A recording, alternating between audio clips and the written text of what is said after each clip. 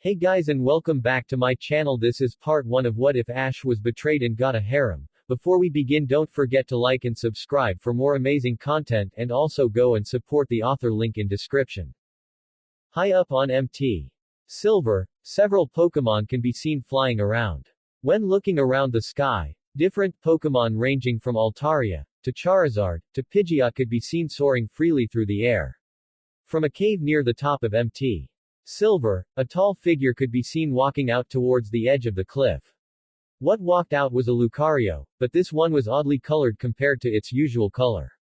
Where the blue fur would normally be was pure, untainted silver.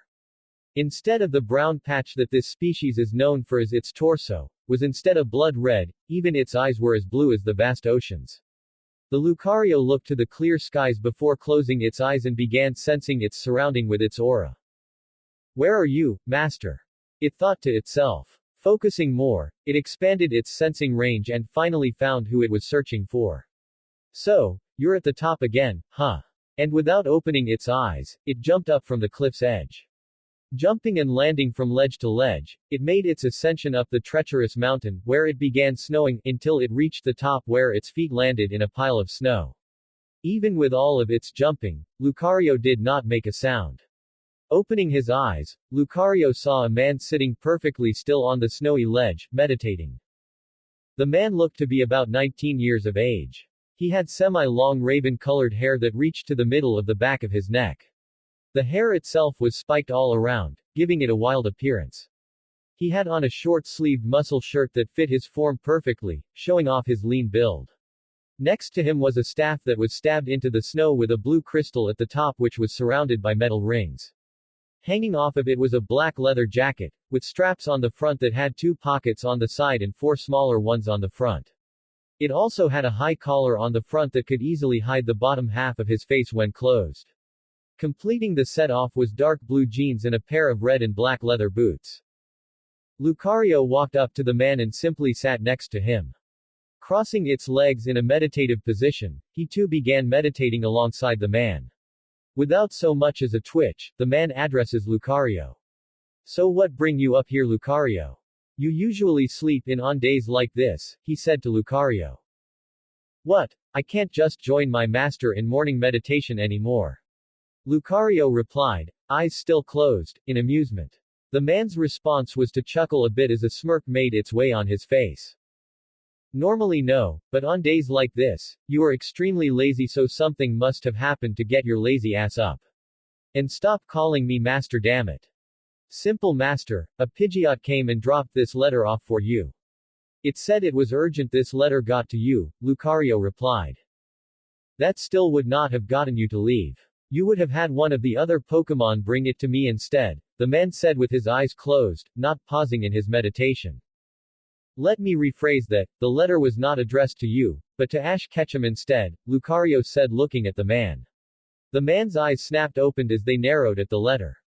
"No one but the Kalos Elite Four should know who and where I am, and none of them own a Pidgeot," the man said, now revealing himself to be Ash Ketchum. One could note the curiosity and annoyance in his voice. "I have no idea who sent it. I didn't open it, Ash," Lucario replied, getting up. "Either way, here you go," he said as he handed the letter to Ash. Getting up as well, Ash took the letter, thanking Lucario, and began reading it aloud. "Dear Champion, I would like to congratulate you on your achievements and skills. You've been cordially invited to a new tournament that is being introduced, the Pokemon Master Challenge. It is mandatory for the Elite Four and champions of the League regions to attend. The tournament will be held at the Indigo Plateau. Directions are on the back if you can't find it. I can't wait to see you there. Mr. Goodshow. P.S. Damn Ash, you are one hard person to find. I used all my resources, including Scott, to track you down. Please attend this tournament, the league is missing that spark you always bring. We all truly miss you. I really hope to see you again soon, my boy." Ash inwardly groaned. It was only a month ago that Ash filled out a survey from someone with the initials of SE, for those who competed and conquered either battle frontier. Lucario looked at Ash intently. "So what are we going to do, master?" Looking Lucario in the eye, Ash smirks and replies with a simple, "Go gather everyone and meet by the cave." Without another word, Lucario nodded and started its descent down the mountain. Ash looked up at the falling snow with a solemn look on his face before he shook his head and began to grab his things and follow Lucario. It's been 9 years. 9 years. Flashback, 9 years ago. While walking through Pallet Town after his loss in the Unova League, Ash spoke to Pikachu, who sat comfortably on his left shoulder. I can't wait to see everyone again. It's been such a long time. I just wish we had won. To be honest, Ash knew it was his fault that they lost. He could honestly say that this league was by far his worst one yet. Pikachu nodded while rubbing his cheek against Ash's, trying to cheer him up. Petting Pikachu's head, Ash smiled warmly. Thanks, buddy. They walked until they were in front of his house. Well, we're home, buddy. Let's surprise everyone, he said excitedly to his longtime partner. He snuck into the house, but as he neared the living room, he heard voices. He looked around the corner and saw his mother, Professor Oak, Gary and all of his traveling companions, both old and new. Ash took a second glance and noticed that the only other rival there was Morrison. It wasn't like he had expected Paul or Trip to be there, but he was definitely surprised. I can't believe Ash lost another league, said Brock with a bit of disappointment in his voice. Everyone merely nodded, agreeing with him. This was his 5th attempt and he did terrible in this one. It just seems like Ash is getting worse instead of better. This jab came from Misty. That's why I need all your help. I think Ash should give up his dream of being a Pokemon master and think more rationally. It's not going to happen, especially after his last performance, Dilia, his own mother, said. Everyone nodded agreeing that Ash should just quit his lifelong dream. Ashy boy needs to grow up and quit like I did. He just isn't cut out to be a master, Gary said nodding. Ash and Pikachu were shocked at what they were hearing. All of this from the people they trusted the most, people they believed would support them and their hard work. Quickly, the shock began to turn to pure, unadulterated rage. How dare they tell him to quit? They have no damn right. He looked at Pikachu and saw his cheeks sparking due to the boiling rage and said, let's go grab the others and leave. They are not worth the effort. Pikachu nodded, agreeing with his best friend, though his rage wasn't quelled in the least. They left to go to the lab quietly and from there, gathered all of his Pokemon. He told them all what happened, and needless to say, they were absolutely furious. Collecting everyone, he left with his Pokemon after leaving a note in the lab. With that, he got on Charizard's back and flew off to collect Ash's other Pokemon from all over the regions. Flashback end. Arriving at the cave, Ash saw all of his Pokemon gathered around, chatting with each other. All kinds of Pokemon, both big and small. Walking forward, Ash pulled out a pair of royal blue fingerless leather gloves from his pockets. On the top of the gloves were 2 different colored gemstones, the right was black while the left was red. He stopped at the cave entrance and turned to all of his Pokemon. Everyone, we have all worked hard since we stepped foot on this mountain. We trained until we dropped only to get back up and train even harder. Due to this determination, not only were we able to conquer the gyms of the Kalos region, but also its league, Elite Four and even its champion.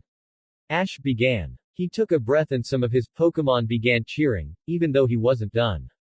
They quieted down a little when Ash chose to speak again. Now, a new tournament has begun and as the new champion of Kalos, my attendance and participation are required. I believe it's time we step out of the shadows and show the world our power. I say, let's conquer this tournament. In response to his speech completion, all of his Pokemon were now cheering. Ash took one last look at his family before turning to face the sky and saying to himself, it's time to take the world by storm. The winds were howling, but not because of it being windy. It was howling due to the incredible speed Charizard was flying through the air with.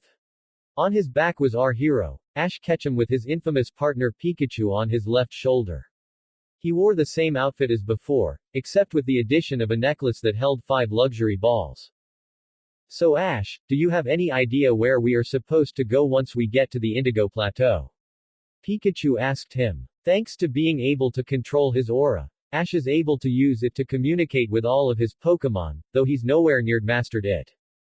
Most likely we will have to be at the Pokemon Center. That's where you normally register for the leagues, Ash replied to the electric mouse. The others should have gotten their letters by now and must be waiting for us. Hearing this, Charizard grinned at and began to speed up. Looks like you're dying for a battle, huh Charizard? Charizard's response was to release a deafening roar to the heavens above as he shot like a rocket through the air. Near the Indigo Plateau. Man, I can't wait. We are finally here and now we are going to crush the competition, said a young man that wore thick glasses. He wore a white shirt with a zipped open green jacket over it. He also wore gray khakis and gray sneakers with long socks. He had black, mid-neck length hair. He had a grin that had a good amount of arrogance in it. Calm down Max. The league isn't going to go anywhere, replied a certain bandana-wearing coordinator. Her clothing has not changed in the slightest over the years. She's right you know Max, spoke a young man with spiky hair and squinted eyes. He wore a black and white checkered shirt and long tan khakis with black sneakers. You don't want to burn out before the tournament even begins.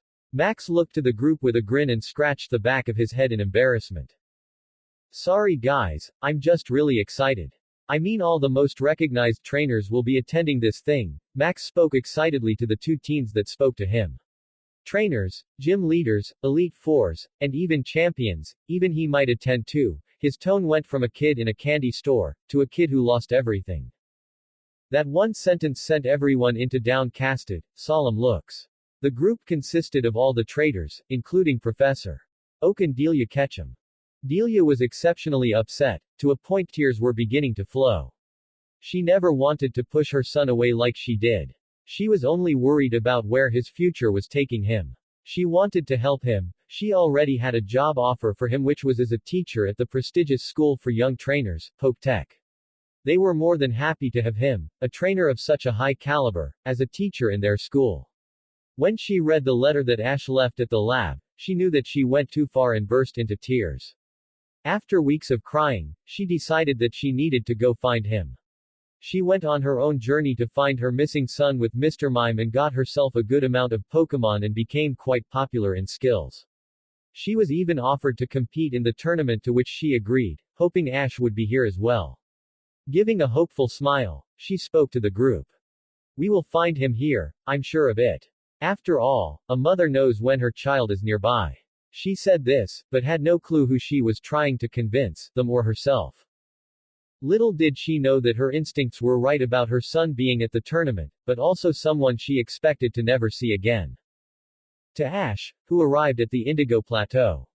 Well, here we are buddy, Ash spoke to Pikachu, who just nodded from its perch.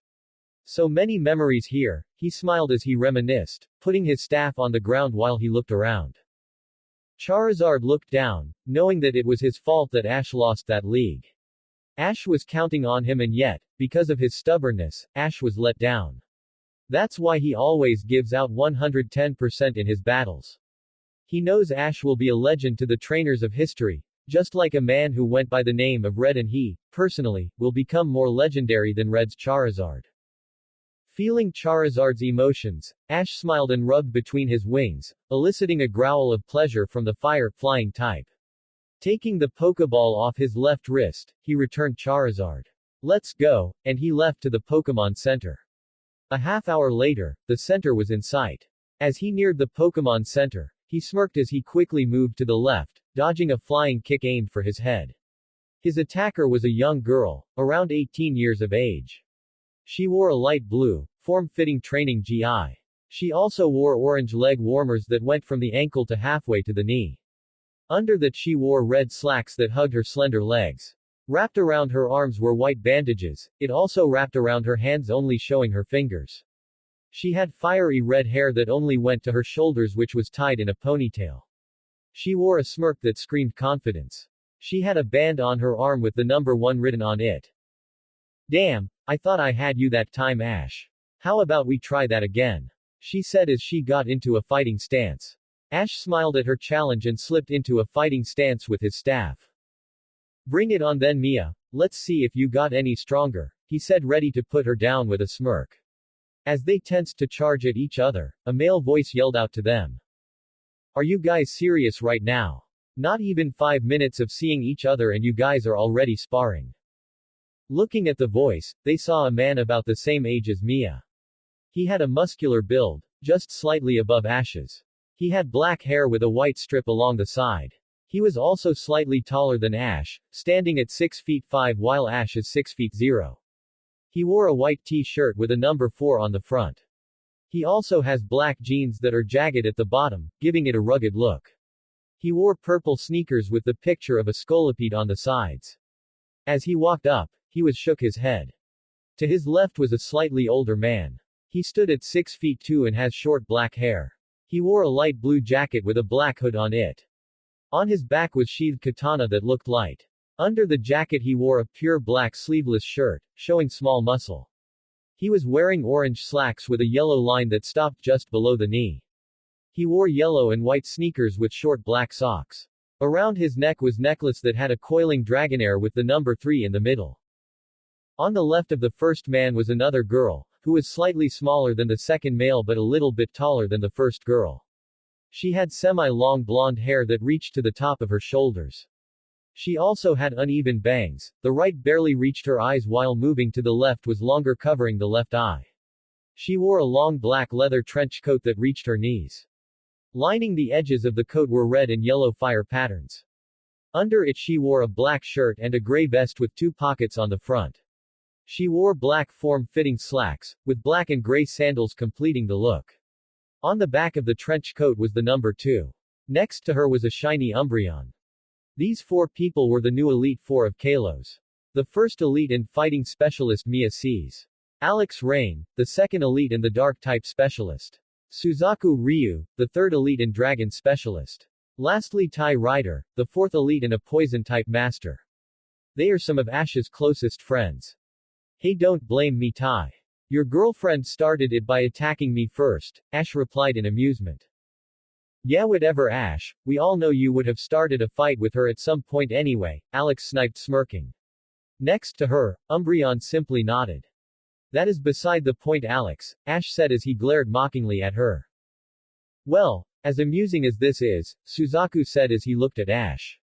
You need to register your room in the league so you can compete and have a place to stay. Everyone nodded their heads at the point he made and entered the Pokemon Center. At the counter was the usual Nurse Joy you find in this region. Hello and welcome, Joy greeted with a big smile. How may I help you today? Yes, I came to enroll for the tournament, Ash replied calmly. Okay then, sir, Joy replied. I just need your invitation letter and your Pokédex as well for confirmation. Ash merely nodded and handed her what she asked for. Joy looks over the letter making sure it's legit. After confirming that it is indeed real, she inputs the Pokédex information and what she saw caused her eyes to widen. Looking up, she spoke in a shocked voice. You're Ash Ketchum. You went missing from the league years ago. Many thought you had died. Ash chuckled softly at her shocked state.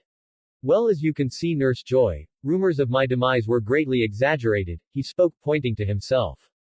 I am very much alive and kicking, though I would prefer you keep my identity a secret. Nurse Joy looked at him, confused at his request. While I have no problem doing that for you, you do realize you can't enter under an alias, correct? Joy responded questioningly. I understand and realize this, Ash answered.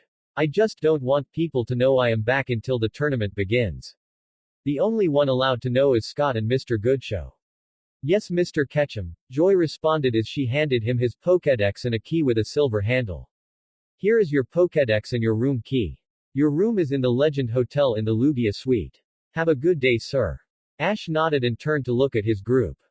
Let's go look at the suite. I heard that the Legend Hotel is awesome. It is a 5-star hotel after all, Ash exclaimed.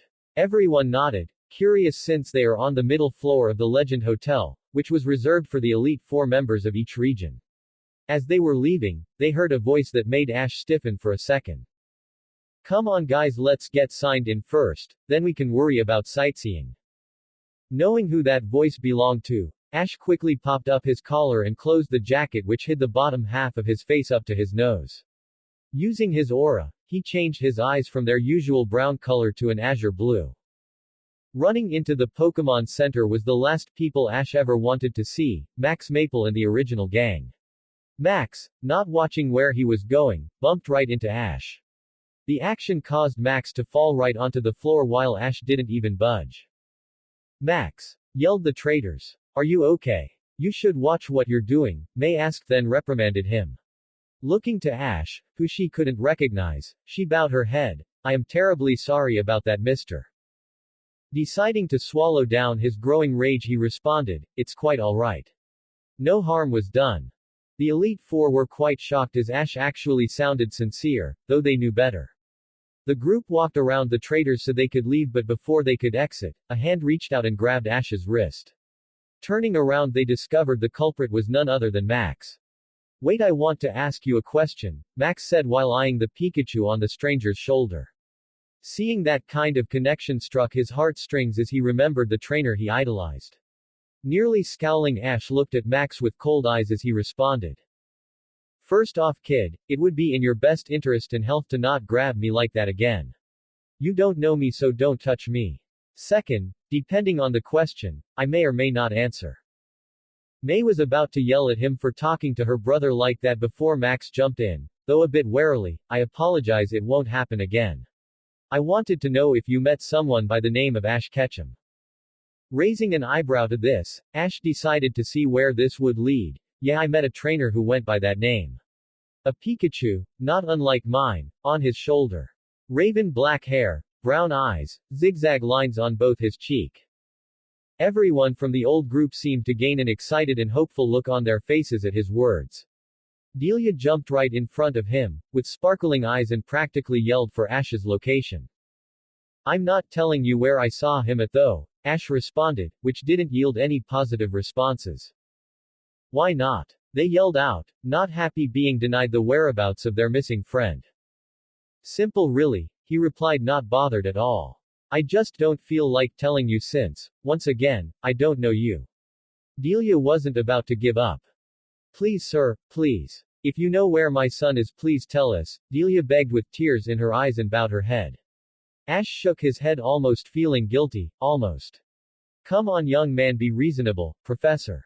Oak chimed in. This is his mother who has been searching for him for a really long time. That, Professor, is really not my problem, the disguised Ash responded coldly. He earned my respect and asked that I keep silent on where he is, unless I trust them. That's when Max got an idea. Then what about a battle? If we win, then you have to tell us where Ash is. Ash looked interested and decided to use this as a warm-up for his Pokemon. Fine then, I accept. My friend Alex here will referee the battle. I will only battle 2 of you, with 2 Pokemon each, so pick wisely. That still gives 4 chances though. We will use the field in the back of the center. Everyone nodded in agreement to the idea and conditions. Good. Let's if Theses traitors will be a match for me, Ash thought while releasing a cold smirk. Part 1 of putting those traitors in their place will begin soon. After accepting the challenge that was declared by Max, everyone met on the battlefield in the back of the center. Wanting to get this started already, Ash went to his side of the battlefield with his elites while Alex went to the referee's box. The traitors all went to the opposite side while Max went up first. Alex, with Umbreon lying next to her, announced, the battle between Max Maple and Satoshi Hitsuki, Ash's fake name, will now commence. Each side is allowed 2 Pokemon with no time limit. Attacks such as U-turn and Volt Switch are allowed to be used. Trainers choose your Pokemon. Max was more than eager to start things off at the announcement. Vigoroth, let's take him down, Max announced, tossing up the Pokeball. I will not describe how a Pokemon looks unless they are different from the usual. Vigoroth popped out, roaring to the heavens above. Ash looked mildly impressed. It actually looked strong. Not bad, but now it's my turn. Lend me your aura, Melodic, Ash announced, and out came Melodic. From Brock's standpoint, he was stunned by how healthy Melodic was, while the others were awed by its beauty. Melodic roared just like Vigoroth to show its fighting spirit. Let the battle begin. Vigoroth, get in there and use your slash attack, Max ordered. Without a moment's hesitation, Vigoroth took off. Vigoroth descended upon Melodic and was about to deliver its attack. Ash had to admit it was fast, but not that fast. Melodic, dodge now and hit it with an iron tail, Ash commanded calmly. With a fluid motion that matched its beauty, Melodic dodged left of the attack. Before Vigoroth could recover, Melodic hit Vigoroth in the stomach, launching him back to Max. To Vigoroth's credit, it recovered quickly and landed on its feet. Not wasting an opportunity, Max gave out his commands. Vigoroth used Shadow Ball, then jump up and hit it with a Thunderbolt, and without a beat Vigoroth fired a Shadow Ball. While the ball of dark energy glided towards Melodic, Vigoroth jumped high into the air and its body charged with electricity before firing a devastating Thunderbolt. Melodic used Iron Tail to deflect that Shadow Ball. Then slam your tail into the ground, Ash commanded. Like before, Melodic's tail became metallic, and just when the Shadow Ball got in range it smacked it high into the air. Then, just as she was commanded, slammed her tail into the ground. The Thunderbolt had struck Melodic and began to cheer, thinking his plan worked. Great hit, Vigoroth, Max cheered, but that quickly died down when he noticed how Melodic wasn't even flinching from the attack. Why isn't Melodic not in any pain? It's weak against electric-type attack. Before Ash could say anything, Gary figured it out and spoke out loud. It was the Iron Tail. He yelled out. He grounded it using the Iron Tail. Everyone was shocked by those words. Ash smirked while Pikachu mentally snickered at their faces. Melodic, charge in and get ready to strike, girl, Ash told Melodic, who roared and charged forward at high speeds. Vigoroth, charge back and use Brick Break, Max said, slightly panicked by Melodic's gaining speed. Raising its left arm diagonally, which glowed a white color, and charged to meet Melodic. When he saw this, Ash smirked, knowing Max walked right into his trap. Melodic, you know what to do. Melodic's response was just to speed up. Meeting in the middle, Vigoroth roared as he sent his Brick Break down, hoping to smash Melodic. Not giving it the chance, Melodic dodged by moving to the left and then wrapped its tail around both of Vigoroth's hands. Vigoroth, use Thunderbolt, Max yelled out. Melodic, light screen now, Ash commanded with no worries at all. Melodic glowed in a golden aura, initiating its attack. Vigoroth unleashed a devastating lightning strike, destroying the ground a bit. Melodic's light screen took effect, cutting the attack in half. Not even feeling the attack, Melodic glared at Vigoroth's attempt and shook the attack off. Melodic, Hyper Beam, Ash gave the command. Melodic's response was instantaneous as it tightened its grip on its captive as it charged up its energy. Vigoroth began getting worried and struggled even harder to escape, only for its attempt to fail. Finish it off now, Melodic, Ash said, ready to end it, getting a nod from Melodic. Melodic lifted Vigoroth off its feet and slammed it on the ground. After repeating the process 3 more times, she threw him into the air and instantly fired the beam of destruction, which exploded upon impact. Vigoroth! Max yelled out, worried for the Hoenn Pokémon. Out of the smoke, Vigoroth fell onto the ground completely unconscious.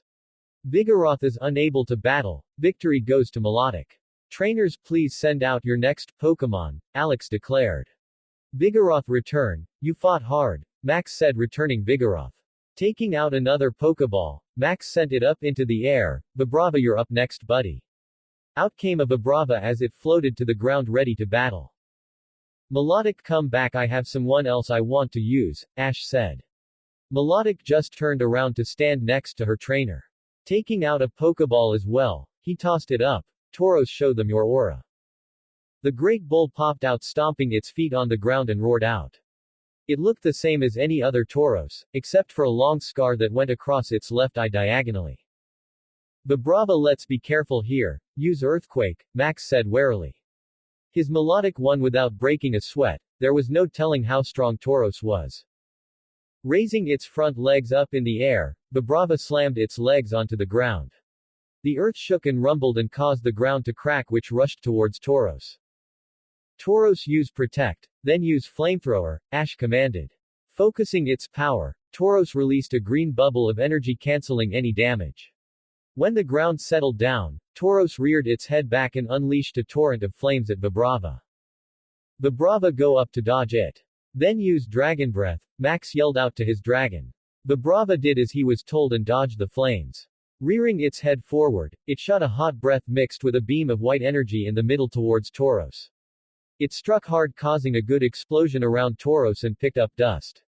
Max began to get excited, thinking he took down the bull or at least wounded it badly. Tauros, use Ice Beam, Ash commanded, not worried at all. A blue beam of cold energy shot out of the smoke and raced towards Vibrava.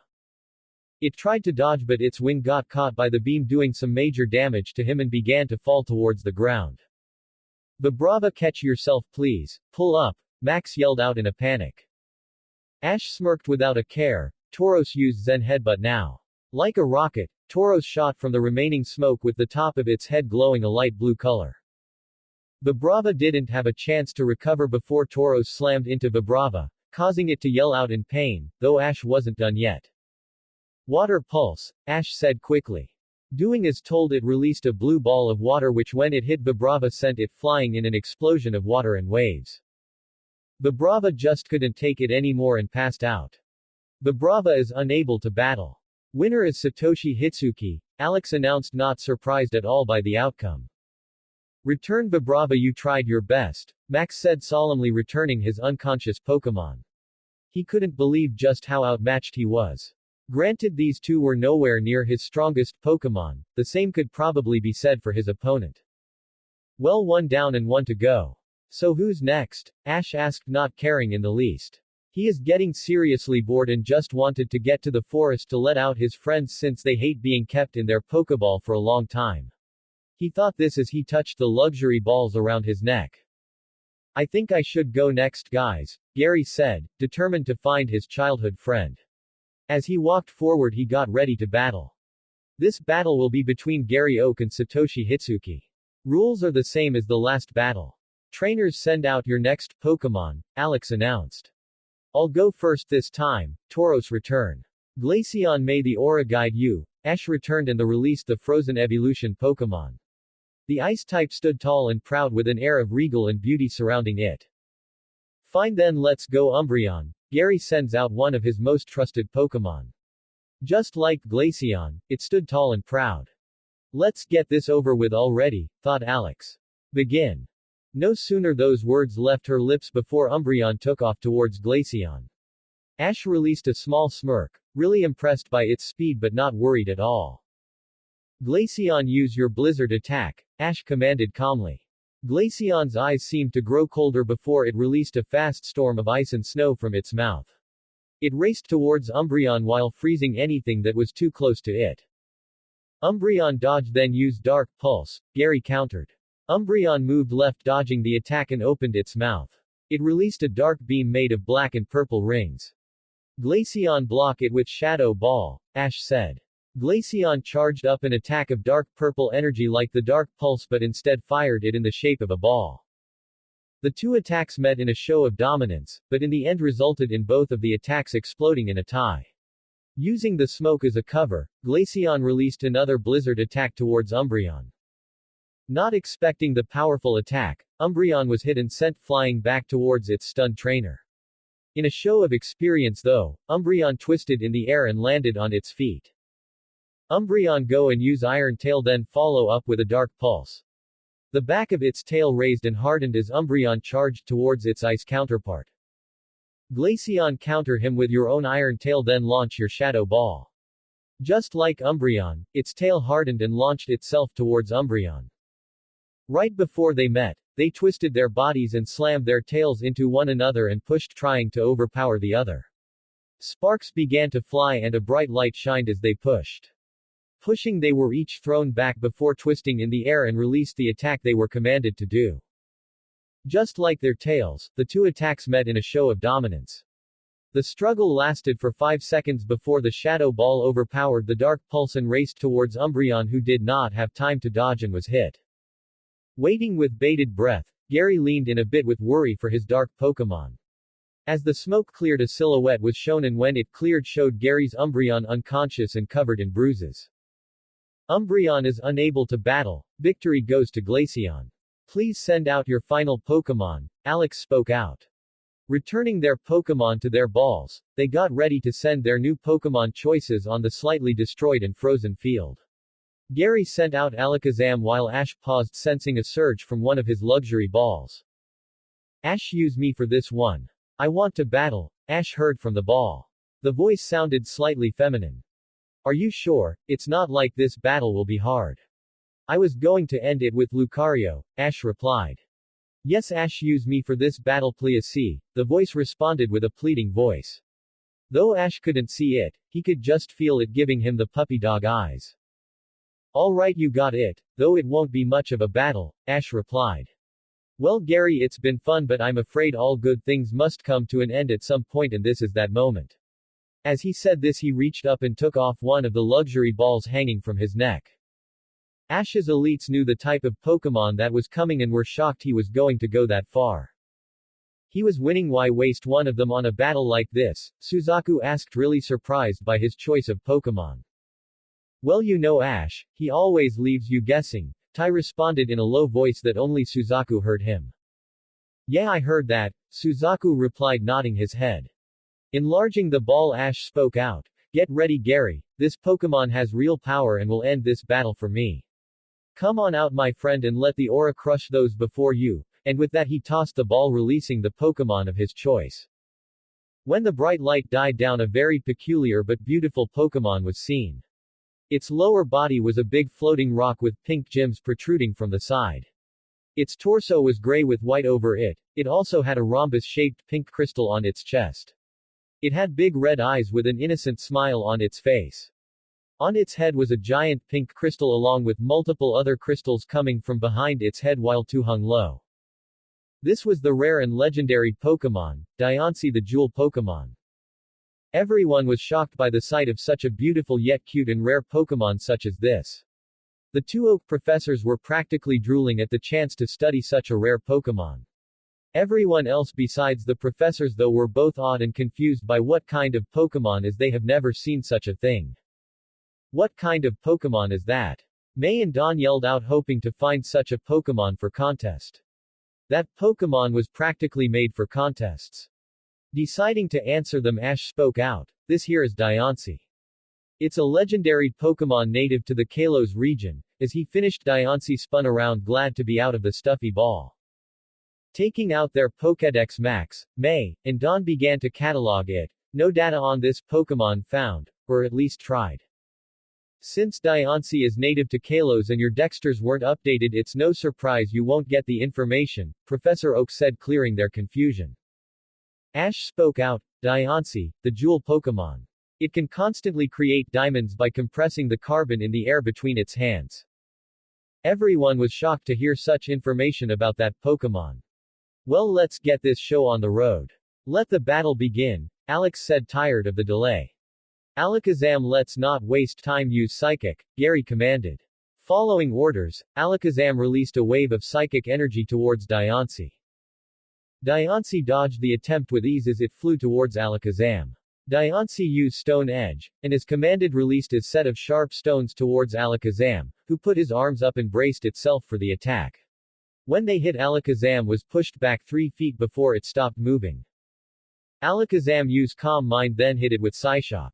Alakazam closed its eyes and calmed its mind, allowing it to think clearly. Then its psychic attack towards Diancie, who just smiled at the attempt. Counter it with Euro Ball, then before it recovers hit with Dazzling Gleam, Ash commanded. In a split second Diancie took off spinning at high speeds and pushed right through the Psyshock and slammed into Alakazam and sent it backwards. As it tried to recover, Diancie released a glare that was really bright, blinding Alakazam.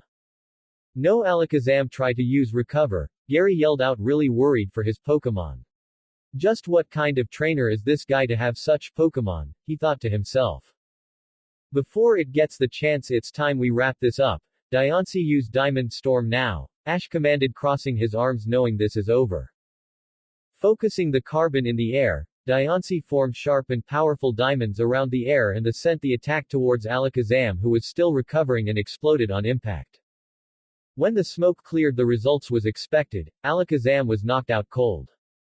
Alakazam is unable to battle. Victory goes to Satoshi Hitsuki, Alex announced.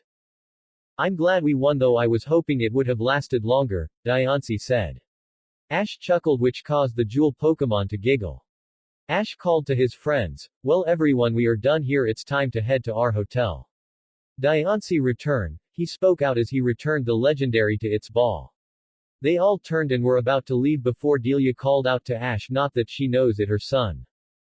Please Mr. Satoshi, I want to find my son. I have to find my son. Please won't you reconsider, she yelled out, nearly crying.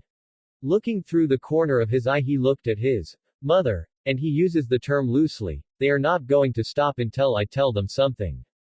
Your only hint of where your son is that he has entered this tournament and somewhere in this city. Do not bother me again with this because I just may act violently. And with that he left with his friends. If he turned around he would have seen his crying tears of both joy and sadness. Time skip. The group arrived at the hotel after sightseeing and eating dinner where Ash devoured everything but the silverware. His elites could swear that Ash has a Snorlax somewhere in his family tree with how much he eats at time. Ash looked towards his group. Well guys, it's late and I am tired. Tomorrow after breakfast I'm going to head to the forest to let my guys out. You can use the same area if you wish, Ash said to them. They shook their heads. It's cool Ash, we have our own areas for training. After all we want this to be a surprise anyway, Mia said. Everyone nodded agreeing. Okay, but don't say I didn't offer. Night guys, Ash said waving to them as Pikachu waved as well. If they had paid attention they would have seen a person at the corner and heard their entire conversation. Ash, is that really you? The unknown person whispered, showing that it belonged to a female. I have to be sure before I confront him or anything, and the person walked away in deep thought. Sending out Lucario who stretched its arms, Ash looked around the room liking it. It was big room, no doubt really expensive. It had a plasma TV.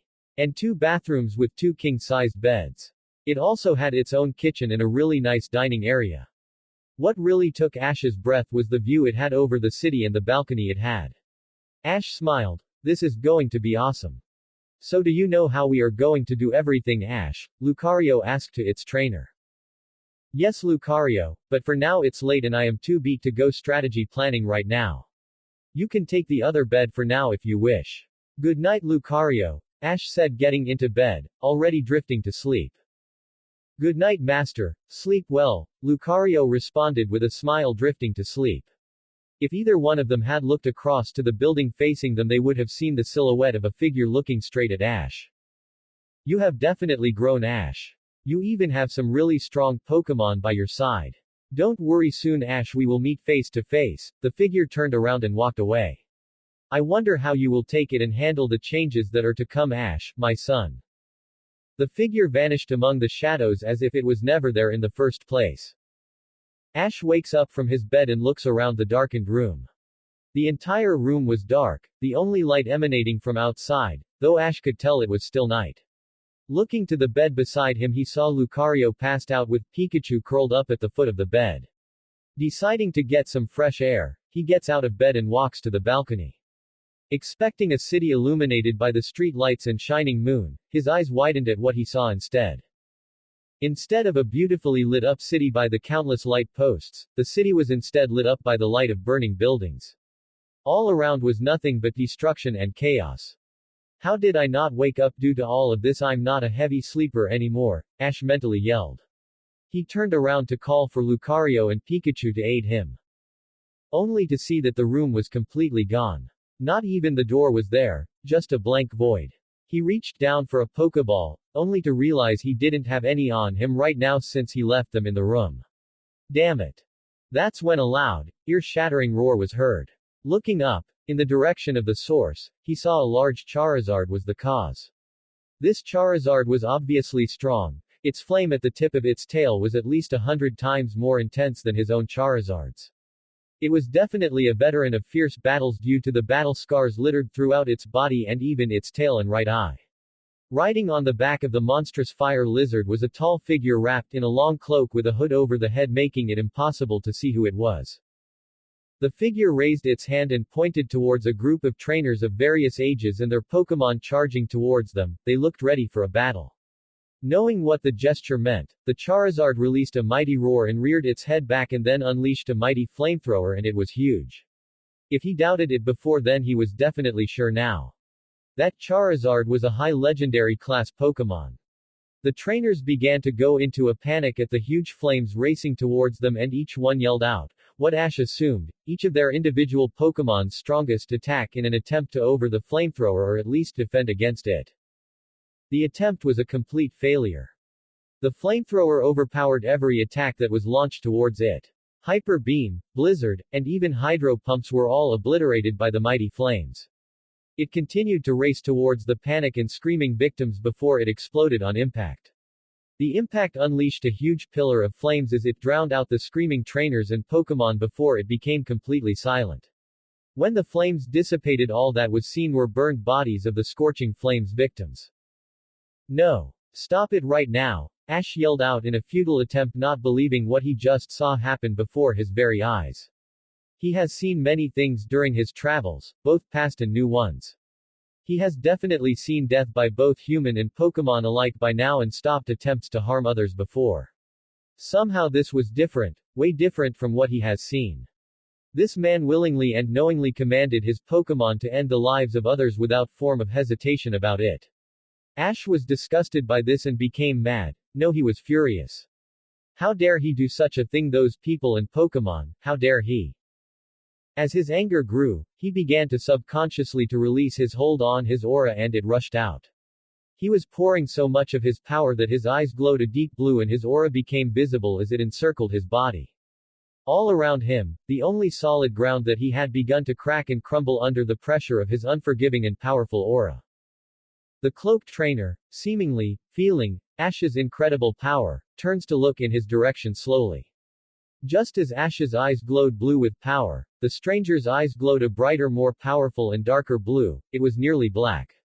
Then their auras began to leave the battle and move towards each other as if they have a mind of their own.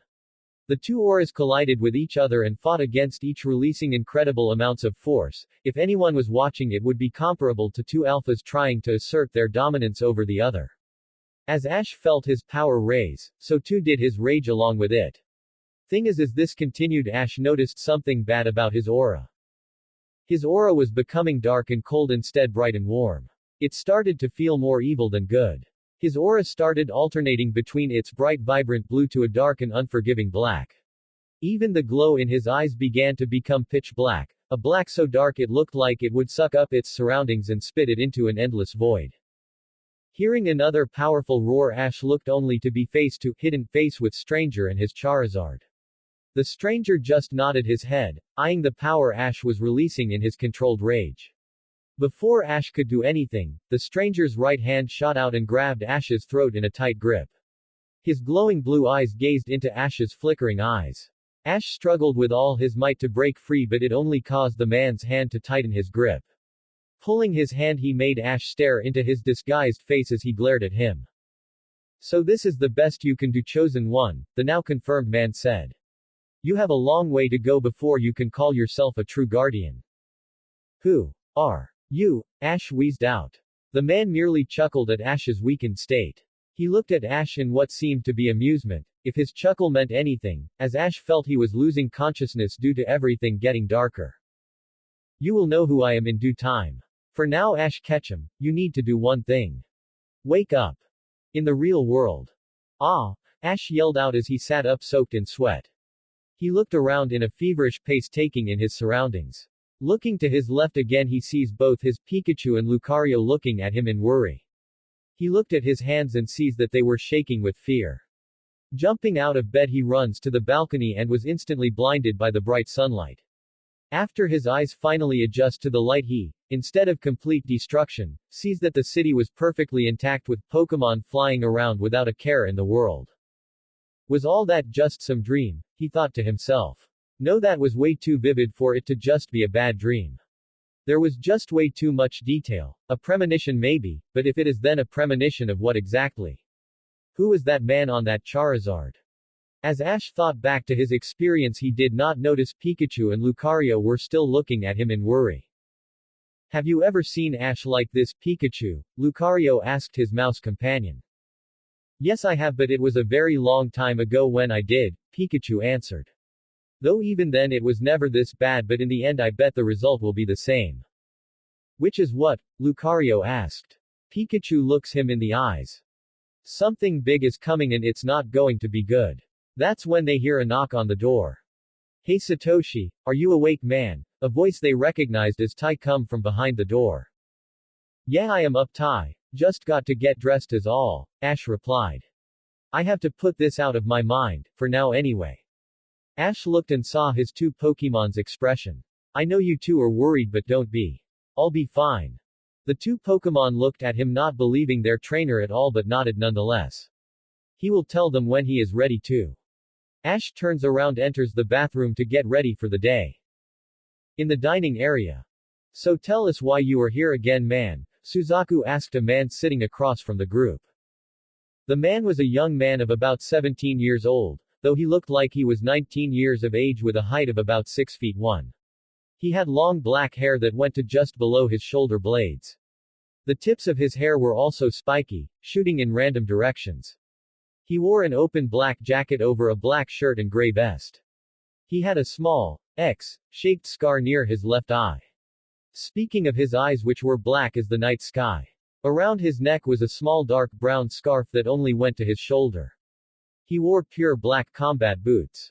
On his lap was a shiny Pikachu with a spiky right ear. It was scarfing down a bottle of ketchup like no tomorrow, a trait it got from around its mentor for too long. Simple, I was sent here. Things seem to be picking up, the man said. Where is Master Ash? Since when do you call me Master? Zion, a voice they recognized as Ash's from behind him. The now identified Zion turned to face Ash. It annoys you, that's why. Zion grinned like he won a bet. Ash merely rolled his eyes at his friend. So what's up? Why are you here? Ash asked him. Zion was an Aura Guardian in training.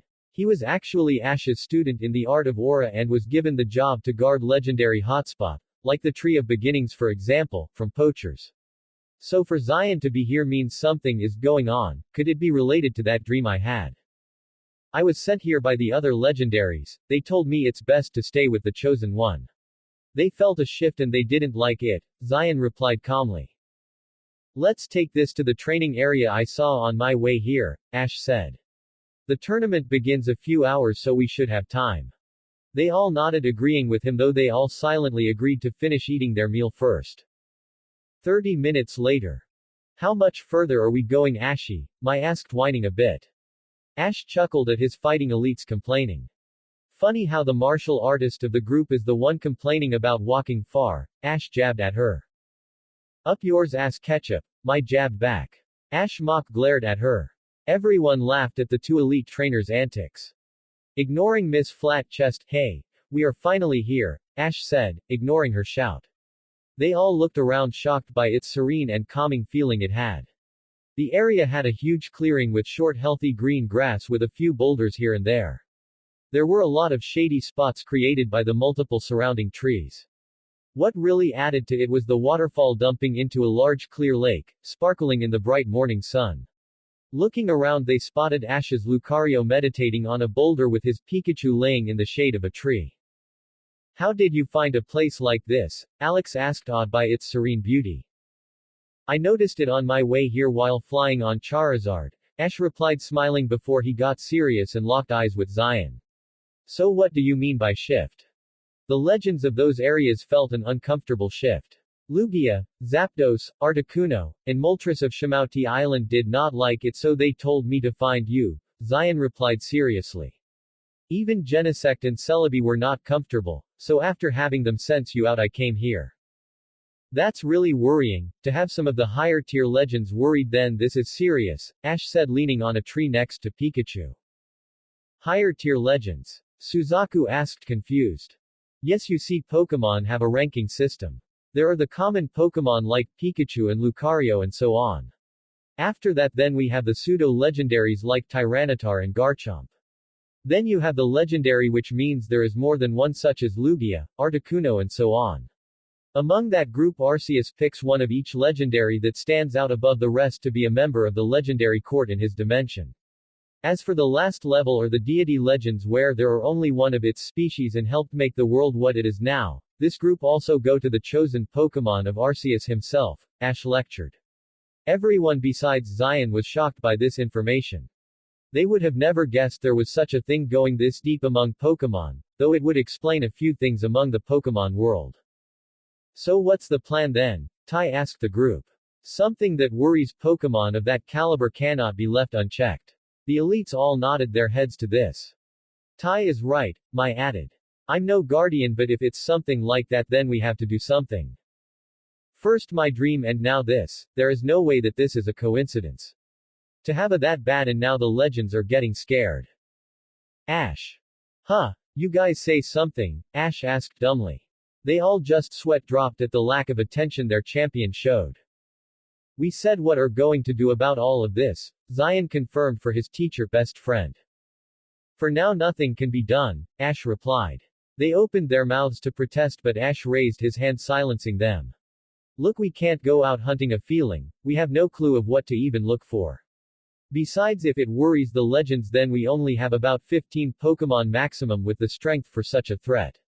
For now we continue the tournament while honing our skills and Pokemon. They all nodded, seeing the logic in Ash's plan. All their Pokemon were strong no doubt, and some can even hold their own against legendaries as well, but to beat them would be tough still. Against a threat that put fear into a godly legendary, they would stand no chance. Go ahead guys, go find your own training areas. I'll stay here with Lucario and Pikachu to meditate for a little bit, Ash told his friends, easily seeing their fear, not that he could blame. I'll stay here with you Ash, Zion said, grabbing a Pokeball and tossing it. What came out was a Lucario who, when it saw its trainer, bowed down on one knee and its left hand over its spiked chest. Ash whistled, impressed by what he felt coming from the Lucario. Man, you could practically feel Lucario's power. You guys definitely got stronger since the last time I saw you guys. Thank you Ash, Master Ash, Zion and his Lucario replied. Zion looked at Ash seriously, so what now? Now, Ash began. Now we are going to meditate our powers. I have a tournament to win in 2 hours after all. And with that they all sat down and began doing just that. After about an hour of meditating, Ash smirks while Zion just shook his head in amusement. Ash, without opening his eyes, says, "You can come out now, Mr. Goodshow." What came out from behind the tree was a short man with long white hair, mustache and beard. He wore a casual red jacket with a big blue stripe going across the stomach. He also wore green khakis along with a dark blue hat backwards. This was Mr. Goodshow, the founder and creator of the Pokemon League tournaments. Hello Ash my boy, it has been quite some time, hasn't it? Mr. Goodshow asked, ecstatic to see Ash again. He is really happy to have Ash back in the tournaments again after so long. While the trainers have been by no means bad, Ash just had that special something that came with his battles. It was always amazing to watch and easy to get into. Plus he knew a certain someone missed Ash dearly, no matter how she tries to hide it. Yes, it has, Mr. Goodshow, Ash replied, smiling. It is really good to see you again. Mr. Goodshow nods. Not only that, but you're the champion of Kalos as well as making it the strongest league to date, Mr. Goodshow said, impressed. Recently polls were put up and out of all the leagues, Kalos was shown to be harder to get through, and with those who did reach the Elite Four, one got past the first elite. Sinnoh was not far behind it. Yes, it took a lot of hard work but definitely was worth it in the end, Ash said proudly. His elites have went around training the gym leaders, making them much more powerful and making it tougher to get past them. Now just getting past them is huge pain for challengers. So what brings you here anyway, Mr. Goodshow? I have a feeling it's for more than just a simple greeting. That's true Ash, Mr. Goodshow, I smiled. I have a small request. At the same time, walking through the forest was 3 people and an Arcanine as it sniffed through the grass. The 3 teens were Cynthia the Sinnoh champion, Lance the Kanto champion, and Alder the Unova champion. Why would Mr. Goodshow be all the way out here, I wonder? Alder asked out loud. I don't know, Gramps always was a nature lover, Cynthia responded. I need to check if Ash has entered yet or not, Cynthia blushed, thinking of the young and generally skilled trainer that caught her attention. The mere thought of Ash made her heart skip a beat. His charming smile, kind heart and pure soul in his sweet brown eyes. How much further do we got to go? Alder asked randomly. I don't know, what do you think, Arcanine? Flint asked the canine Pokemon, who barked in response. I guess no too much further. Arcanine nodded at his guess, confirming he is correct. Wait, do you guys hear that? Cynthia asked. They all stopped to listen and heard voices. One of those voices definitely belongs to my grandfather. Following the voices they see Mr. Goodshow and 2 other people. One had his hood on while the other had his face shown. Above them were 2 powerful-looking Lucarios, but what made them double take was the breathtaking silver-furred Lucario. It was one of the most beautiful-looking Pokemon they have ever seen, and they have seen plenty of beautiful Pokemon. They then heard a chuckle come from the hooded man. Yeah, people tend to have that reaction seeing my Lucario here for the first time, isn't that right buddy? He spoke to his Lucario who simply nodded while still meditating. May I know why you all out here for? Mr. Goodshow asked knowing what they wanted, especially Cynthia. Yes, he knew about his granddaughter's feeling for Ash and he approved. I just wanted to know if Ash is participating in the tournament or not, Cynthia asked with hope shining in her eyes. I'm sorry Cynthia, I have no clue if Ash is participating or not yet, Mr. Goodshow answered, sad about lying to Cynthia, but it was not time yet. Cynthia's face visibly dropped and the hope left her eyes. Ash felt bad about that, so he decided to speak up. Actually, Miss Sharona, are you talking about Ash Ketchum? Cynthia's face shot up again and looked directly at him. Do you know him? Asked Lance next to her with the same hope in his voice at the thought of finding Ash. He missed Ash and the excitement he brought to the leagues, plus he was really looking forward to that rematch that they promised to have against each other. In response to the question, Ash nodded. Do you know where he is? Cynthia asked in hope again. I do not know where his exact location, but what I do know is that he is definitely in this tournament. In fact, he signed in already from what I know. Cynthia was both sad and ecstatic at the same time. Sad that she didn't find out where Ash was right now, but ecstatic knowing that he is in the tournament and he is alright. Thank you for the information, stranger, Alder said, which Ash just waved off saying it was no problem. If you don't mind me asking, who are you? No one special really, just a traveling trainer and nothing more, Ash responded. If they were surprised by his answer then they didn't show it. Well everyone, the tournament begins very soon, so I wish you all good luck. He bowed and walked away with his Pikachu on his shoulder and the two Lucarios along with Zion by his sides. He was a strange guy, Lance said. The other champions nodded, agreeing with his assessment of the stranger. Mr. Goodshow chuckled at the fact that they have no clue that Ash was just here and they didn't know. Man, I really can't wait for this tournament to begin now. Just wait till they find out that Ash is more than they realize, and with that thought Mr. Goodshow turned and began to walk back with the champions following close behind him. It was finally time. The tournament was beginning in a few minutes. People were gathering from all over the world, from many different regions. From the young to the old, all to watch different trainers with a lot of talent and skill participate. These were the trainers that could enter leagues without a problem. The anticipation could be felt in the air. Trainers not participating were there so they could take notes to get better. The adults wanted to see a clash of skill, while the children just wanted to see cool battles. The time is nearly here, people. The beginning of the Pokemon Master Challenge will begin in a few moments, so use the bathroom, get your snacks and find your seats. As for the participants, please head to the middle of Stadium A. Spoke an announcer over the speakers all throughout the area. A few minutes later the trainers were all gathered, ready to begin to show off their Pokemon and skills to everyone. Everyone began to calm down as they all saw Mr. Goodshow walk on the podium that was set up. Welcome everyone to the first ever Pokemon Master Challenge, he announced, getting loud cheers. This tournament where the best of the best has gathered to see who will come out on top. The rules will be simple but complicated as the tournament goes on. The beginning matches will be a 2-on-2 battle and after the transition will be a 3-on-3 Pokemon battle. After that then it will become a double battle which will cut down for a while. When the trainers have been cut down enough then it becomes a full 6-on-6 Pokemon battle on a plain battlefield. Now with that out of the way, let's introduce our champions of the regions. Everyone cheered at the chance such well-distinguished battlers in one area. First is the champion of Kanto, Lance.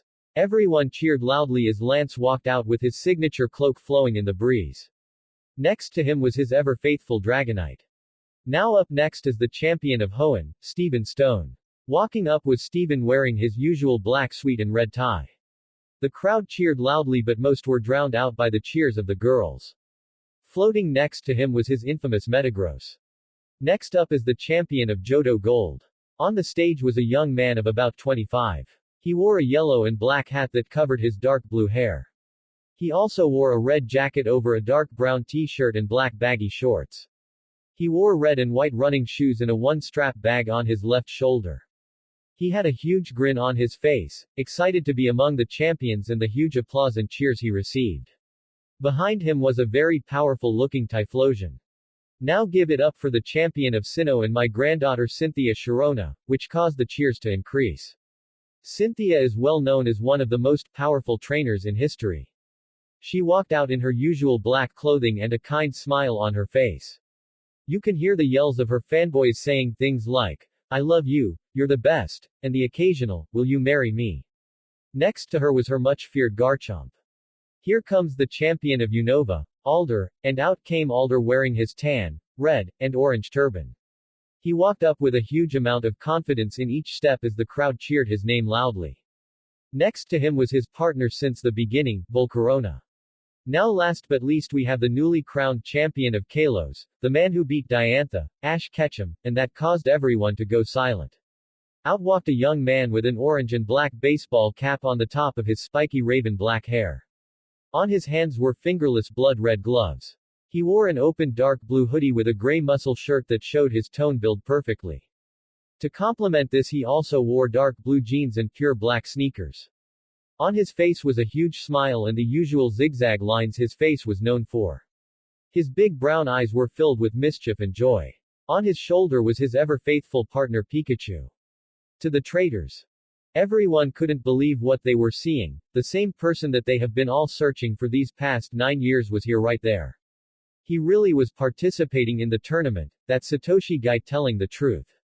He was even the champion of the Kalos region. He succeeded in his dream. They all felt joy, sorrow, and regret. Joy for Ash's success, sorrow because he didn't tell them, and finally regret for what they tried to make Ash do. Dilia was crying her eyes out without any sign of stopping in sight. There he was, there was her baby boy again after so many long years of worrying. He was finally there, she finally found him again. She tried to stop her tears but in the end she couldn't even slow them down, she was just too happy. He looked so happy and grown up, he really got so handsome. All she wanted to do was to run up on that stage and hold her baby boy close again as she begged for forgiveness from him. My dear sweet baby, she thought to herself as she wiped her tears. To the champions besides Ash. They were all quite, understandably, shocked by this development. When they had heard that Ash Ketchum had vanished, they did all they could to find him. Ash had left an impression on all of them and they were worried about him. He was strong and held limitless potential to be a great trainer, he just needed the right guidance but it looks like he found that guidance on his own. Cynthia was both shocked and happy. She looked everywhere for Ash but could never him no matter what she did. She even had help from the G-Men and even Pokemon Rangers but even then it was a bust every time. Looking at his features and body she couldn't help but blush a crimson red, he was hot. She mentally yelled. Sure she had feelings for him but now those feelings intensified. Shaking from her thoughts she realized something that made her very pissed. My grandfather knew. He knew Ash was here and the champion of Kalos but never said anything. He was going to get it when they got home. Mr. Goodshow shivered from a sense of foreboding. I think Cynthia is pissed at me. Turning, Ash smiled at the crowd and participating trainers. Hello everyone, I just have one thing to say to you all. Ash Ketchum is back and better than ever. Ash yelled out with Pikachu yelling out in agreement with his longtime trainer. The reaction was near instantaneous as the crowd cheered and yelled for the Kanto native. Rumors spread about the amazing strength of the previous champion of Kalos, Diantha, possessed. For the young trainer to beat her meant he was very strong. Ash relished in the cheers and soaked in the chants of his name as well as his title. This is what he always dreamed of since he was young, and it felt every bit as amazing as he dreamed. Mr. Goodshow smiled knowing what he is about to say will really get things rolling for this tournament. Now in celebration for both this new tournament and as a welcome to Ash Ketchum here as champion there will be a quick one-on-one exhibition match between him and one of the champions. This caused the crowd of trainers and viewers to roar in approval at the announcement. Even the traitors cheered at the thought, wanting to see what Ash could do now. The same could be said for the champions who each wanted to battle him badly. Well, as commemoration for his rise to champion, I will let Ash here pick his opponent, Mr. Goodshow continued. Looking to Ash he nodded who nodded back in response. Wailing up to the champions, Ash looked over all of them with an excited smile on his face. I choose. His gaze then stopped on the Kanto champion. You Lance, Ash said. Alright, Lance cheered. It's about time we had that rematch Ash Ketchum. Yes, it is Lance, but the results will not be the same, Ash replied, practically bouncing with anticipation. He couldn't wait to get things started. Now that the challenger has been selected, will all trainers clear the field for the battle? Mr. Goodshow spoke out, just as eager for the battle to commence. After a few minutes the field was finally cleared, besides for the two battlers and the referee. Ash and Lance stood on opposite sides ready to begin their battle. They each nodded to the other, their way of wishing the other good luck. To the traitors. Man, I can't believe Ash is the champion of the Kalos region. No wonder we couldn't find him, Gary said, astonished. I know, right? Misty responded. He actually became a champion of a region that is known for its strength. She was excited to actually know someone, who she has known since the beginning, who was given such an honor-filled title, though the next few words broke that excitement away. Yeah, but with no help from us, Max said solemnly. Everyone became downcasted after hearing those words, remembering what they tried to make Ash do. But do you guys think that he can handle battling against Lance? I mean, Lance is really strong, May said, a bit worried. Don't worry, I believe in my son, Dilia replied. He will win because my son is strong. I just hope he will forgive me after this. Ash, my sweet baby boy, I'm so sorry. She kept her gaze on her son as her eyes began to tear up. Yay, Miss Ketchum is right, he will do great. Dawn cheered. On another note, Ash has gotten really cute. As she said this, she began to blush. She wasn't the only one, as many girls throughout the stadium had the same thought. To the champions. Man, so Ash is now a champion, Alder said, chuckling. I didn't expect that, but what can you do? He merely smirked while looking at Ash. I know what you mean, Steven continued. Ash has always been an interesting person, but this is something else entirely. I for one can't wait for this battle to get started, Gold said, practically bouncing at the thought.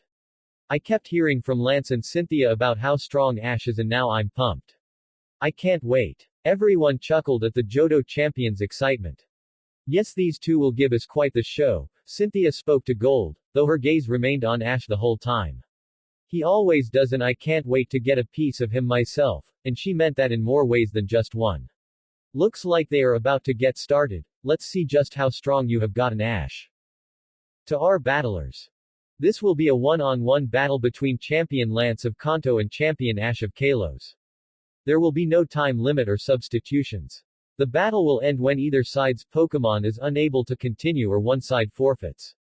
Attacks such as U-turn and Volt Tackle are prohibited. Begin. The referee announced, which caused the crowd to go into another roar of cheers.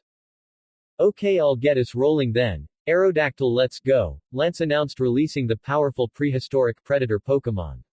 It flew through the sky before landing in front of its trainer and let out an ear-piercing shriek. It could wait to get this battle started. Pretty impressive, but so am I.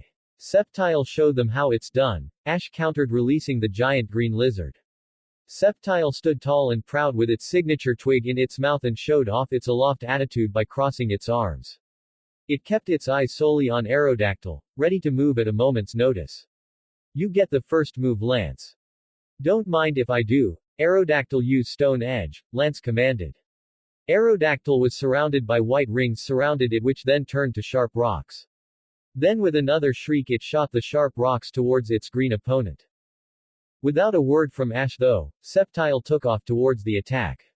It twisted and weaved, dodging each rock. Ducking, it dodged the final rock before moving quicker towards its enemy, making it harder to see. Sceptile, launch your bullet seed now, Ash yelled out. Sceptile, without stopping, shot the green pellets from its mouth towards Aerodactyl. Get out of there, then use Steel Wing, and with that Aerodactyl took to the sky, dodging the grass attack.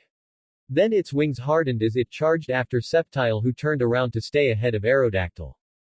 Sceptile, turn around and counter with your leaf blade. Sceptile twisted on its left heel and launched forward while green blades came from the leaves on its arms. Thrusting forward, the two Pokemon met in a devastating power struggle. Sparks flew as they tried to take control, but then Sceptile smirked before ducking, causing Aerodactyl to move above Sceptile, surprised by the sudden movement. Then it slashed upward with another leaf blade, which caused Aerodactyl to shriek in pain. Thinking quickly, Lance called out to his Pokemon. Aerodactyl, don't give in. Use Fire Fang to toss him away. Bending its neck forward, Aerodactyl bit down hard on Sceptile's arm, causing it to wince in pain, before lifting up the green lizard and slamming it into ground. It did this 2 more times before throwing it back towards Ash's direction. Sceptile, fire your bullet seed. Then with an amazing show of skill, Sceptile righted itself in the air and sent another barrage of green bullets at Aerodactyl. Block it with steel wing, then use stone edge, Lance countered. Using its hardened wings as a shield, it blocked the bullet seed easily. Then it released a stone edge at Sceptile with deadly accuracy. Sceptile won't have enough time to dodge. Well, let's do the next best thing then, Ash thought. Sceptile, use leaf blade to counter and push your way through. Sceptile instantly showed its green blades, and as soon as he landed on the ground began hacking and slashing away at the stone edge with both speed and grace. Now use your leaf blade on Aerodactyl. Again with amazing speed, Sceptile took off like a blur toward Aerodactyl, ready to start slashing the prehistoric predator. Aerodactyl, stop him in his tracks with ancient power, Lance commanded. The fossil Pokémon launched its attack at Sceptile in an attempt to stop its green opponent. It was a futile attempt. In no time at all, Sceptile dodged the attempt to stop him and appeared in front of Aerodactyl and slashed upward, hitting Aerodactyl, causing it to call out in pain again. Use Fire Fang again, Lance called out, hoping to catch again. Not this time. Dodge left, then use Power Up Punch, Ash yelled out. Doing as told, Sceptile dodged the Fire Fang and launched its glowing fist, launching Aerodactyl back. The attack also raised Sceptile's power, making it hit harder. Aerodactyl caught itself in the air and shrieked, I will not go down so easily. I never expected you to, but I won't go down easy either, Sceptile responded back. Ash grinned, hearing the 2 Pokémon speak with determination to win. You have gotten really good, Ash, this is really enjoyable. Lance said, grinning, with Aerodactyl shrieking in agreement to its trainer. It really didn't expect its opponent to actually be so young yet so skilled. I know what you mean, Lance, but we are only just getting started, Ash grinned. Go and use Leaf Blade, Sceptile, Ash commanded. Use Steel Wing, Aerodactyl, Lance countered with a wide grin. Both Pokémon grinned before charging at each other. Aerodactyl with its Steel Wing and Sceptile with Leaf Blade. Just like before, the 2 Pokémon met in a huge power struggle, one trying to overpower the other. To the traders. Oh my gosh, this is insane. May exclaimed in awe. Those simple words summed up all their thoughts perfectly. I never would have guessed Ashy Boy to actually be this good, Gary said, astonished at the sight. Ash was good, but never this good. What kind of training did he go through? Brock and Misty were in total shock at the battle unfolding before them. The person they considered to practically be family to them was amazing. He has really grown up well, they thought to themselves. Professor Oak was really curious on how Ash got Sceptile to such a high level. The last time he saw it, it was just below an elite level Pokémon, but now it's at least champion level. Professor Oak couldn't stop himself from feeling a sense of pride towards Ash. Max was shocked that his idol had such skill. He always knew Ash was awesome, but this battle just proves it. I can't wait to battle him. Iris and Syllan could not believe Ash's skill.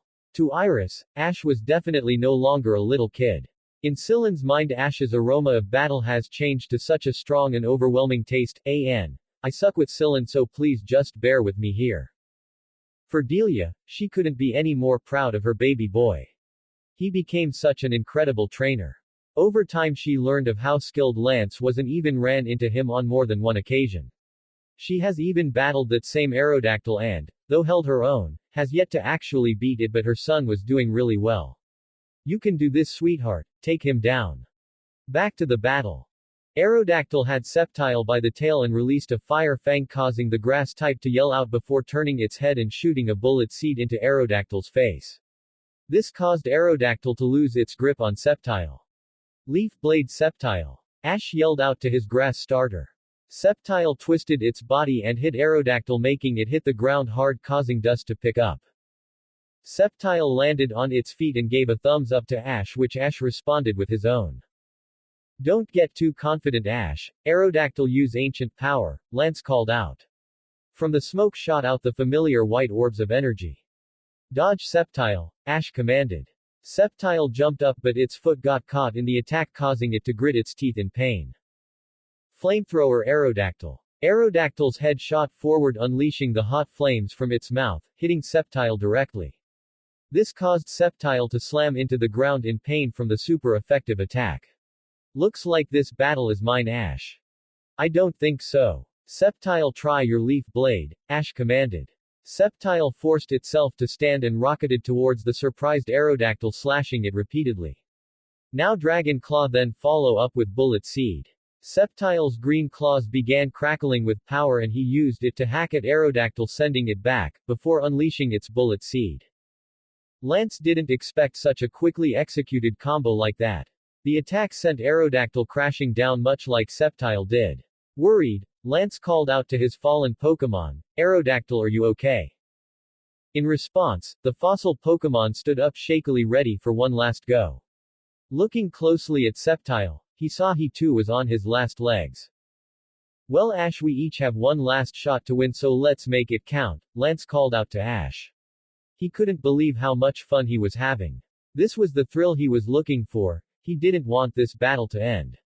Too bad the two Pokémon were tired though. Oh well, with Ash back he will get this thrill again. Just the mere thought made him giddy with excitement. You're right, Lance, let's make this an explosive end. Ash responded to the Kanto champion. The two Pokémon looked into each other's eyes. You are a worthy opponent, Sceptile. Too bad it's time that I win this, Aerodactyl spoke, smirking. Funny you took the words right out my mouth, Aerodactyl, Sceptile responded with a smirk of his own. Ash and Lance looked at each other and nodded, ready to call out the final attack that should end this battle. Sceptile, Aerodactyl, use Giga Impact, the two champions called out. The Pokémon responded instantly, surrounding themselves with the swirling energy. They charged at each other and met in the center, causing a huge explosion and dust to cover the whole battlefield. Lance covered his face to block the dust from getting into his eyes. Ash just stood there unaffected, being used to these types of explosive battles due to his training. The crowd became silent, wanting to know who won the battle. No sound was made except for the blowing of the wind. After a few minutes of tense silence, the dust began to clear up. The crowd began to lean in closer, anxious to see the winner. The wind blew harder, clearing the dust, and both Aerodactyl and Sceptile stood, staring at one another. Aerodactyl screamed loudly before falling forward, hitting the ground with a loud thud. The referee checked the fallen Pokémon before raising his flag up. Aerodactyl is unable to battle. Victory goes to the Kalos champion Ash Ketchum and Sceptile.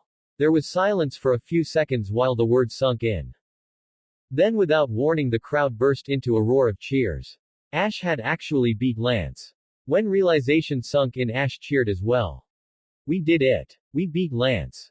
The whole crowd continued to roar in approval for the amazing battle that they had just witnessed. Even some of the biggest fans of Lance couldn't help but to cheer for Ash and Sceptile. Ash grinned at his opponents and began to walk towards them. Sceptile, knowing what Ash was planning to do, began to walk alongside his trainer. To the champions. Shock and awe were the best words to use to describe how they felt about what they had just witnessed. They expected Ash to be able to hold his own against Lance's Aerodactyl at the least, but to be able to actually beat it was unexpected. Man, ha ha ha ha, Ash has really grown into a fine trainer, Alder boasted, laughing. I mean, did you see that battle? Incredible. Yes, we did, Alder. We are watching the same battle, Steven responded, astonished. Unlike the other champions, he didn't meet Ash a whole lot, but still Ash was nowhere near this skill level the last time they crossed paths. He smirked. Ash, you really are something else. He couldn't wait to talk training methods with him. Silver was honestly impressed and excited. This guy was really strong. He has battled Aerodactyl on numerous occasions and barely won 3 out of the 5 times they clashed. He also really wanted to test the speed of his Shiftry against that Sceptile. And the most important out of all of this, he was no longer the youngest of the champions. Cynthia had a look of awe and admiration on her beautiful face. Ash, you have gotten so much stronger. I can't wait to have you by my side in battle. Also, I want my turn to battle against you as well. She began to gain a slight pink on her cheeks when she saw his smirk on his already handsome face. With the traitors. They were all in absolute shock at the battle that they have all seen. Max, Misty, Iris, Syllan, and Gary had their jaws drop at Ash's victory. They couldn't believe how strong Ash seems to have gotten over the years. May and Dawn on the other, were blushing brightly when they saw his warm smile. That smile, on that body, made their faces as hot as a flamethrower. Even at the few moments of seriousness that they have seen from him, was hot. Professor Oak, Brock, and Delia couldn't help but feel a sense of pride in Ash becoming such a powerful trainer. That was, until they realized that they had no right to feel any pride. They tried to make him quit his dream, something he has worked so hard to achieve. They felt even more ashamed of themselves and hoped he would forgive them when they spoke. Back to the field. Ash stood in front of Lance, who was still kneed next to his Aerodactyl, while Sceptile stood in front of Aerodactyl. They stared at their previous opponents with a serious face, before they smiled warmly and held out their hands. Lance and Aerodactyl were more than happy to return the favor. As they shook hands, or in Aerodactyl's case, Wing, Lance gave Ash a huge smile. That was some battle, Ash. You have gotten so much stronger since the last time we met. This whole battle was so exciting. Ash scratched the back of his head in embarrassment at the praise. Thanks, Lance. You and Aerodactyl were great too. That was fun, Aerodactyl. I hope to battle you again sometime, Sceptile said, nodding his head to the fossil Pokemon. Aerodactyl chuckled a bit. I agree, it was an amazing battle. Just don't expect the same results the next time we clash in battle, Aerodactyl replied to Sceptile. What a battle. What a show of true sportsmanship between these amazing warriors, and this only just the beginning of it all. This is the Pokemon Masters Tournament. The announcer yelled out, getting a roar of approval from the crowd. Lance and Ash returned their Pokemon and made their way back to the other champions, while laughing at how easy it is to excite the crowd. When they arrived, all the champions smiled and nodded at them. It was a silent agreement that now was not the time for chit-chat. They had to be professional in front of the whole world after all. Mr. Goodshow walks up on the podium. Now that was a truly splendid battle, but it's time we begin. You all were told who in which stadium you will battle. So please go out there and give us a show to remember. This caused a final set of cheers before the trainers left to go to their respective battle stations. Mr. Goodshow looks to his champions. I know you all have questions for young Ash here, but you should go through your battles first. All the champions nodded in agreement, though Cynthia did it reluctantly. Each of the champions left to their separate stadiums. This is going to get really interesting, Mr. Goodshow said to himself. To Ash. So buddy, it looks like things are finally picking up, Ash said to his faithful Pikachu as he entered the waiting section for trainers. I'd be shocked and bored if it didn't, Ash, Pikachu responded. Who are battling against anyway? We are against some guy named Ryan a little from now, Ash replied. It looks like the first battle is about to begin, buddy. They both looked to the battlefield to see an Ampharos battling a very strong-looking Mienshao. Owner of said Pokemon was a teen by the name of Ezekiel. The whole battle lasted 8 minutes in total, with Ezekiel winning with only his Mienshao. Ezekiel, I should keep an eye on him. I can tell he was holding back, Ash thought to himself. After about 3 battles that Ash wasn't really all that impressed by, it was finally his turn. The crowd roared in excitement as the announcer did his job. Next up we have Ryan Richard from Salem town of Hoenn vs Ash Ketchum, the champion of Kalos. Trainers send put your Pokemon. Let's take him down, Politoed. Ryan released the really happy Toad Pokemon. Ash looked really closely before shaking his head. This won't take very long, sadly. Hitmonlee, I need you, Ash announced, sending out the fighting-type Pokemon. Hitmonlee burst out, immediately entering a fighting stance. Now the 2 trainers are ready, begin. And with that the crowd cheered, ready to see the outcome of the battle. Politoed, use Water Pulse, Ryan commanded his Pokemon. Politoed released a condensed ball of water at its opponent. Hitmonlee, use Blaze Kick to stop it, Ash countered. Hitmonlee's right foot caught on fire before launching it forward, destroying the water attack. Now go hit him with your double kick, and with a moment to waste Hitmonlee raced at its opponent with high speed. Politoed, use Protect, then hit him with an Ice Beam, Ryan commanded. His Politoed spread its arms forward as it created a bubble of protective energy. Hitmonlee's foot made contact with the bubble, doing nothing to it. Hitmonlee quickly dodged that attack, and then hit him with your Mega Kick. Politoed released its ice beam though it missed, barely, due to Hitmonlee moving to the left quickly. This gave Hitmonlee the chance to kick Politoed in the stomach with its glowing left foot, causing Politoed to get thrown back. Now Hitmonlee, launch your focus blast. Ash commanded quickly. Concentrating its fighting energy, it unleashed the orb of power towards the struggling Politoed. Ryan began to panic seeing the attack race towards his Toad Pokémon. Politoed, quickly use your protect, please. Politoed tried to get up to obey, but it couldn't even move due to the pain it was feeling. Politoed's eyes widened before the attack made contact, causing an explosion which kicked up a dust cloud. As the dust cleared up, everyone saw Politoed down with swirls in its eyes signifying its defeat. Politoed is unable to battle. Please send out your last Pokémon, the referee announced. Let's do this, Tyrantrum. Ryan tossed up the Pokeball. Bursting out, the rock dragon type roaring with power. Ash and Hitmonlee smirked at the power they felt coming from the Kalos fossil Pokémon.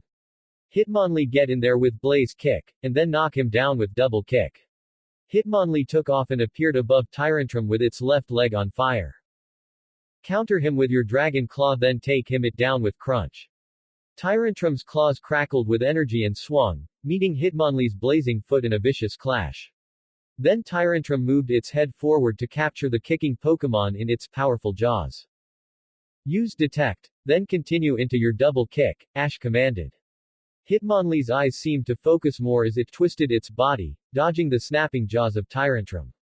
Then it snapped its body back into position, swinging its left and hitting Tyrantrum, causing it to roar in pain. Then it lashed out with its right and knocked Tyrantrum onto the ground. The crowd cheered at the quick kicks that all Hitmonlees were known for. Come on Tyrantrum, get up and use Earthquake, Ryan commanded. He knew Ash would be powerful after seeing him go against Lance, but this was something else entirely. It's like he has a counter for every little thing I come up with. Tyrantrum forced itself up and slammed its legs onto the ground, causing it to shake violently. Hitmonlee dodged, then use High Jump Kick. Hitmonlee jumped high into the air, dodging the shaking earth, and launched down with its foot out towards Tyrantrum. Tyrantrum used Hyper Beam to send it packing. Tyrantrum began charging the familiar ball of energy into its mouth before, with a mighty roar, launched the beam of destruction at its opponent. Hitmonlee used Detect, then use Close Combat, Ash commanded smoothly. Just like before, Hitmonlee's eyes seemed to focus a bit before its body twisted, dodging the normal type attack. As it landed on its feet, Hitmonlee immediately took off towards the dragon Pokémon. Tyrantrum, get out of there! Ryan yelled, worried or his Pokémon. Tyrantrum tried to move, but due to it being so tired, did not get out of the way fast enough before the speedy Hitmonlee was upon it. With a show of speed and grace, Hitmonlee unleashed a blinding flurry of punches and kicks upon its opponent. Now use Focus Blast! Ash yelled out. Hitmonlee focused its energy in between its palms and released it point-blank range. An explosion picked up before out of the resulting smoke. Tyrantrum was launched out, who skidded on the ground before finally coming to a stop. Hitmonlee jumped out of the smoke and landed in front of its trainer. It was obviously tired due to using such high-level attacks in succession, one after another. As the smoke cleared, everyone can see Tyrantrum on the ground unconscious. The referee checked on the dragon rock type before he made his decision. Tyrantrum is unable to battle. Victory goes to Ash Ketchum. The crowd cheered loudly for the amazing battle that they saw. Hitmonlee gave an eye smile for its victory as Ash cheered for his Pokémon. Ash returned his partner and walked up to his opponent, who was kneeling and consoling his Pokémon. Sticking out his hand, he smiled kindly at his opponent. Thank you for an amazing battle. Your Pokémon were really strong. Ryan smiled, despite his loss, as he got up and shook hands with Ash. Thanks. I knew you would be tough from watching you battle Lance. I hope you win it all, Ash. Don't worry about that, Ash replied. I already plan to, and with that Ash left the stadium as the next two trainers were called up to battle. He would have stayed to watch the next few battles, but none of these trainers, besides the first few, caught his interest. So Ash, where are we heading now? Pikachu asked his partner. Ash shrugged his shoulders. I was going to check out the battles in the other stadiums, maybe find an interesting opponent, besides the champions of course. Pikachu nodded, also hoping for more strong trainers. Ryan was definitely good but not at a very high skill level. As Ash neared the exit, he noticed someone leaning on the wall by the door. The figure was a bit taller than he was. He couldn't see his face due to him wearing a long red cloak and hood. The cloak was a blood red color along with the only other noticeable piece of clothing, which were red sneakers.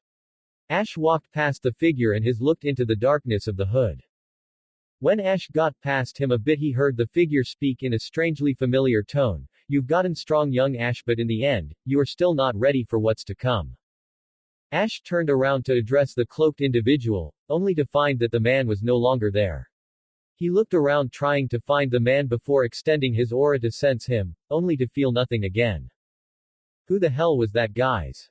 Ash asked mentally. That sounded eerily similar to the man from his nightmare last night.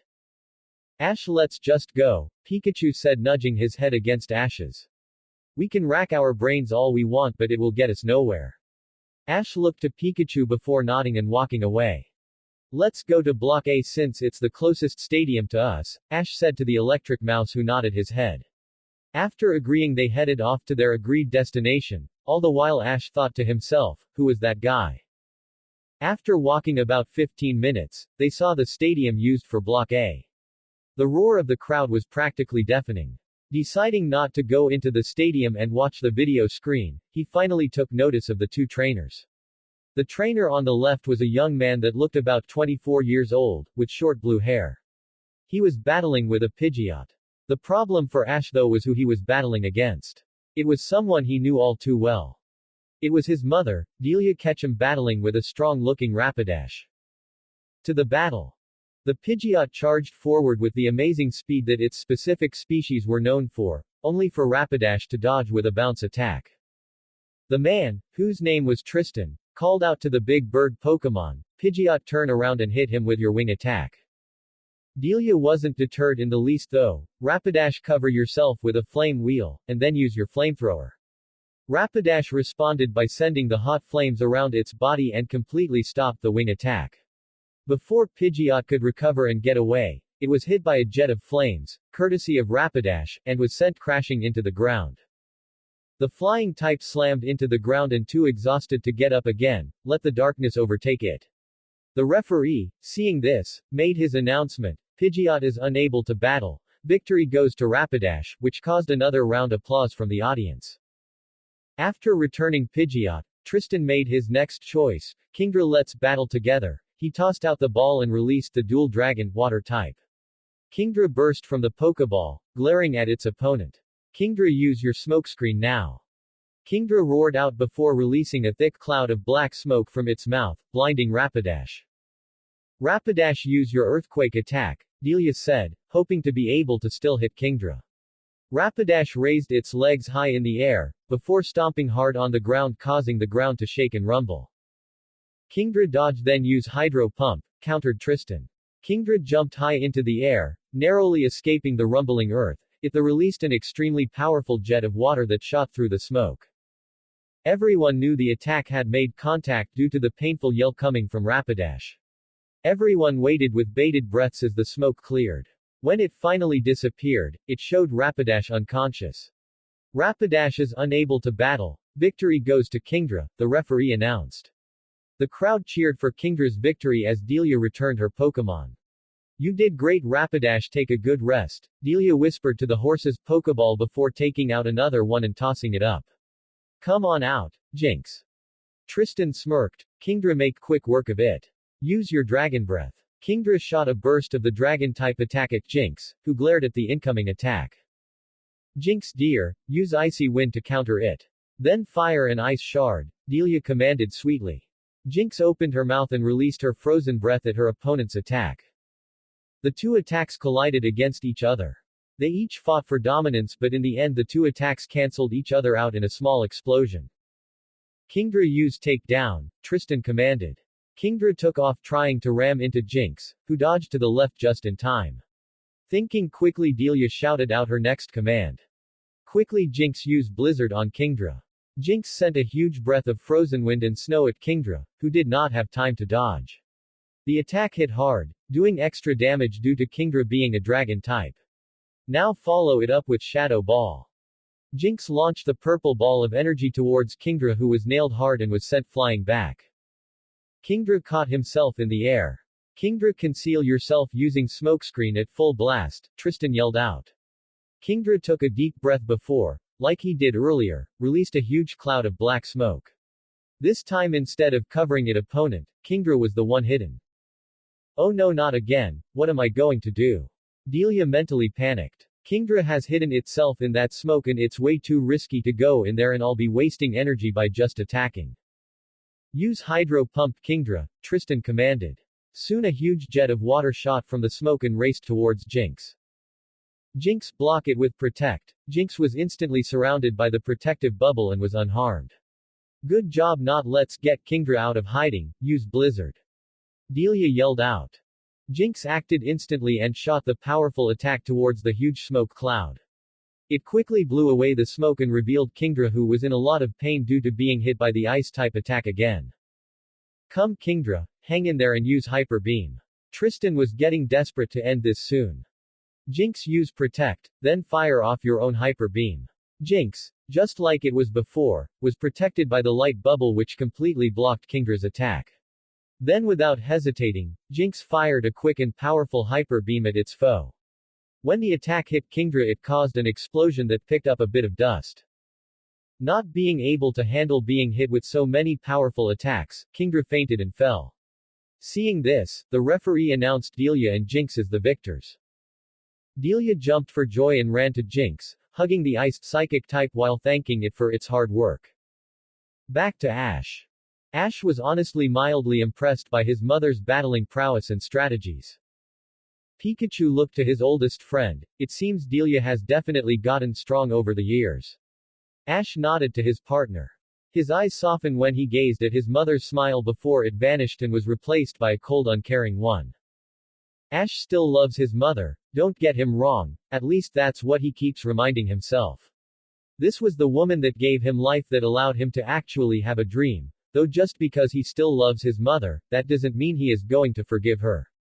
He had trusted her more than anyone in the world, and for her to say he should quit his dream because he won't succeed, no, that was crossing the line. Mostly because it didn't just insult his skills as a trainer, it also insulted all the hard work of each of his Pokemon, his family, and that infuriates him. Sensing Ash's anger, Pikachu rubs his cheek against Ash's in an attempt to calm him down. Like a switch was flipped, Ash instantly calms down and pets the electric type's head. He turns towards the forest and walks towards his training field. Right now he has too much on his mind to answer the 1,000 different questions his fellow champions were bound to ask him. Besides, he needs help from a certain friend of his to figure out some of the answers that he will need. Back to Dilia. Dilia ran into the old group and was being congratulated for her victory against such a strong opponent. Even though she was smiling and thanking them while congratulating them on their victories, her mind was completely elsewhere. Her son was back, her son was so close and yet so far out of her reach. Her heart felt so happy and yet it felt so shattered, she didn't know if she should be joyful or cry her eyes out. Also, with all these questions flowing through her mind, it was not making it any easier. Did he win his battle? Was it a tough match? Did he get to see her battle? Would he even care about it at all?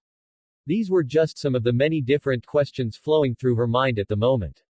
There were two questions though that really struck her with fear when it came to finding out the answers. Did her son love her anymore?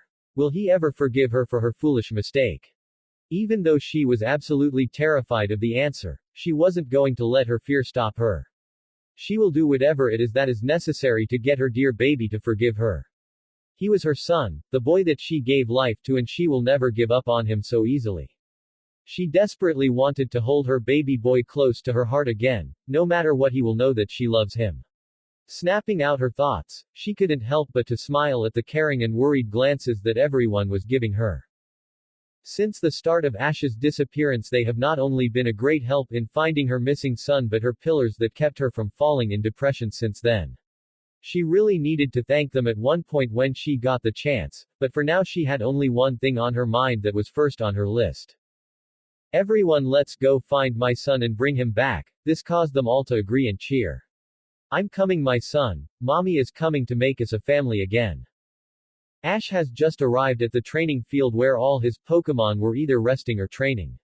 Looking to the left of the field, he saw Zion meditating along with his Lucario. Hey Zion, Lucario, Ash greeted his student and partner. While this went on, Ash released his other Pokémon that he took with him, including his own silver-colored Lucario. Zion opens his eyes and gets up. Hey Ash, he greeted. I saw your battles and they were actually fun to watch. Thanks man, Ash replied. Hey, do me a favor please and watch over everyone for me, I need to have a meeting with you know who. He said this as he pointed at one of the luxury balls around his neck. Zion nods his head in understanding and tells Ash he will do it. Ash walks away but not before grabbing his trench coat just in case anyone gets too close. When he gets a good distance away, he grabs one of the luxury balls and throws it up. Out of the Pokeball came a big gray cat Pokemon with a dark purple stomach and tail. It had a small head and 2 small ears. He also had 2 small hands with 3 fingers on each hand. Its height was almost the same as Ash if a good half a head taller. His yes practically glowed with both power and wisdom. This Pokemon was Mewtwo, effectively his most powerful Pokemon.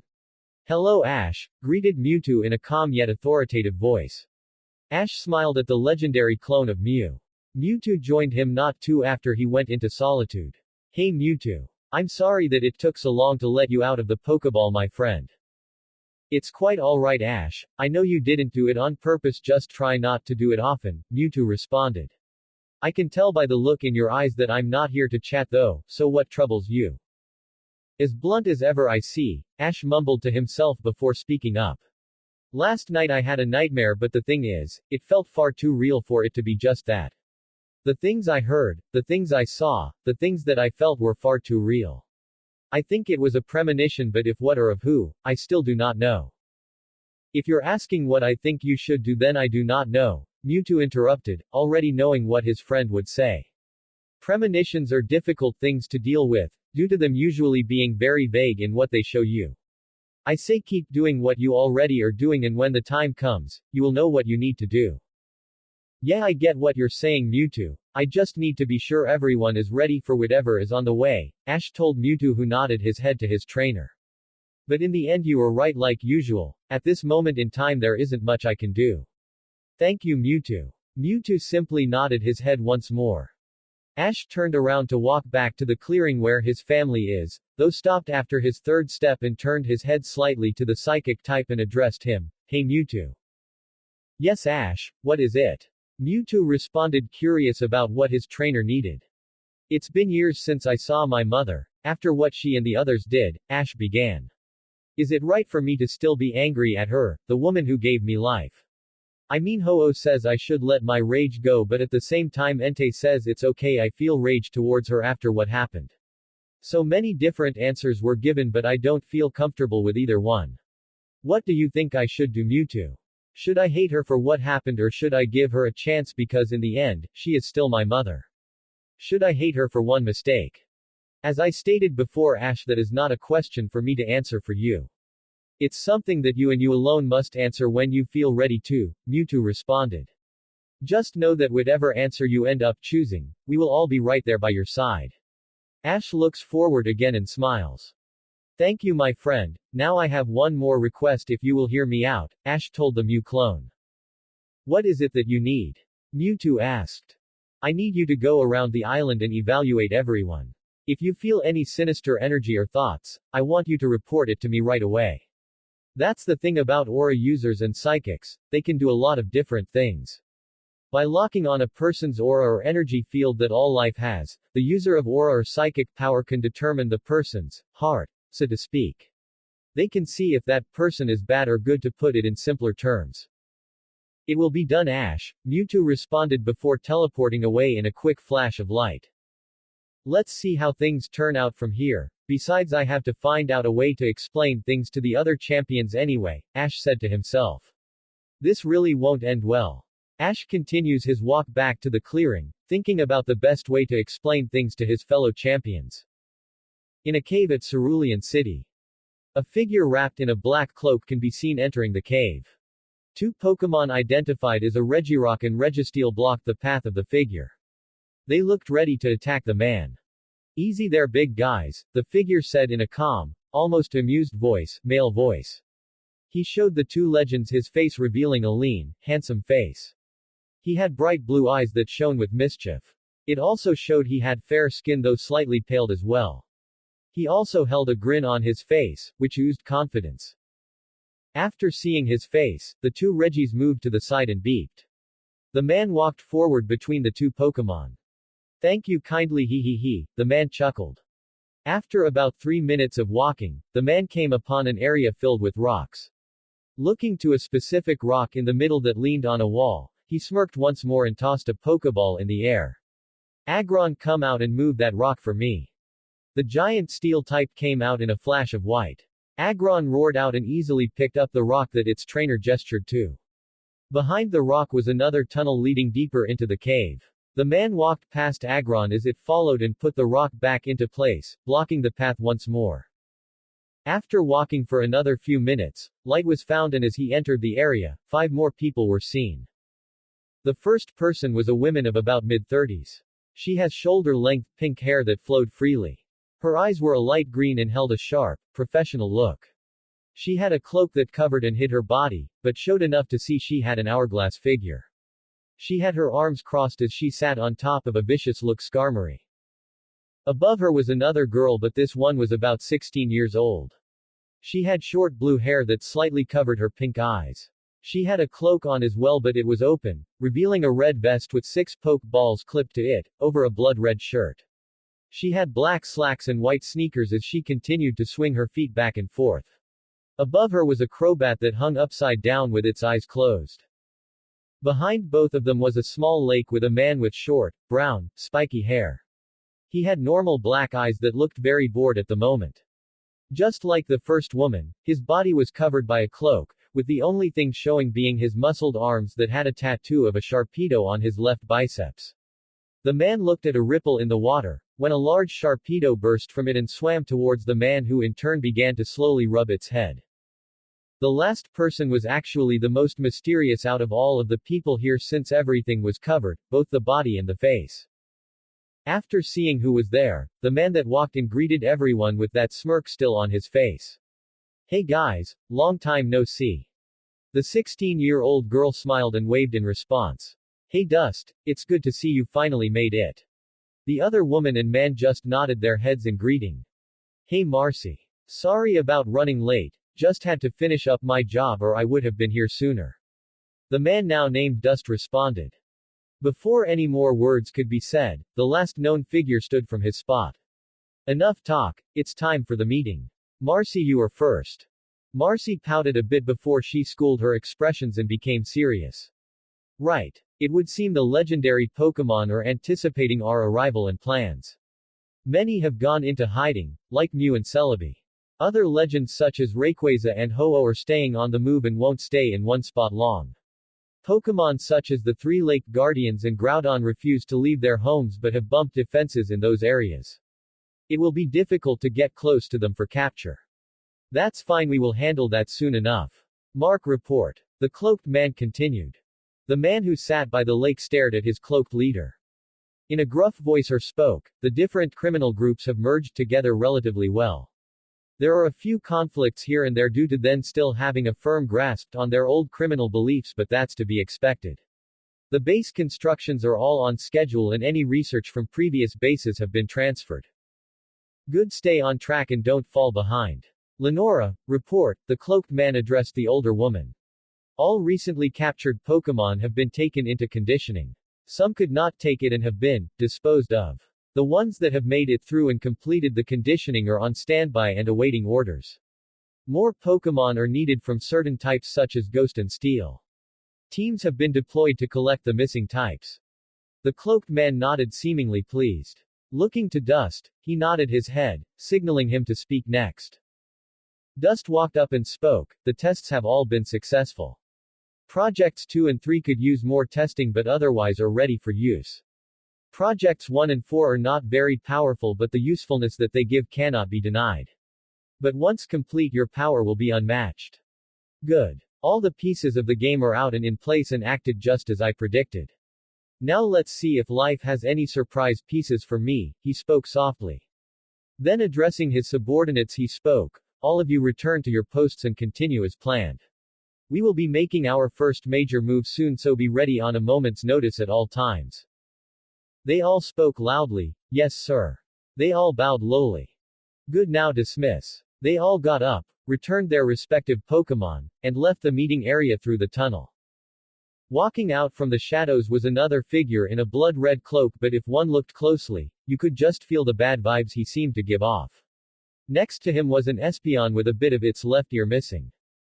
So what do you think of Ash, Shadow? The man asked the now-named Shadow. The new figure chuckled cruelly before responding, so far I must say I am impressed. Thing is, he still has a long ways to go before he's a serious threat.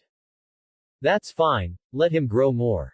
This is a battle that has been postponed for far too long, the man said in a matter-of-fact tone. For now I want you to continue watching Ash closely. Can I cause some chaos while I'm at it? Shadow asked the cloaked leader. Do so with discretion. We cannot be found out just yet, he replied as he walked forward a bit. Now go, I wish to be alone.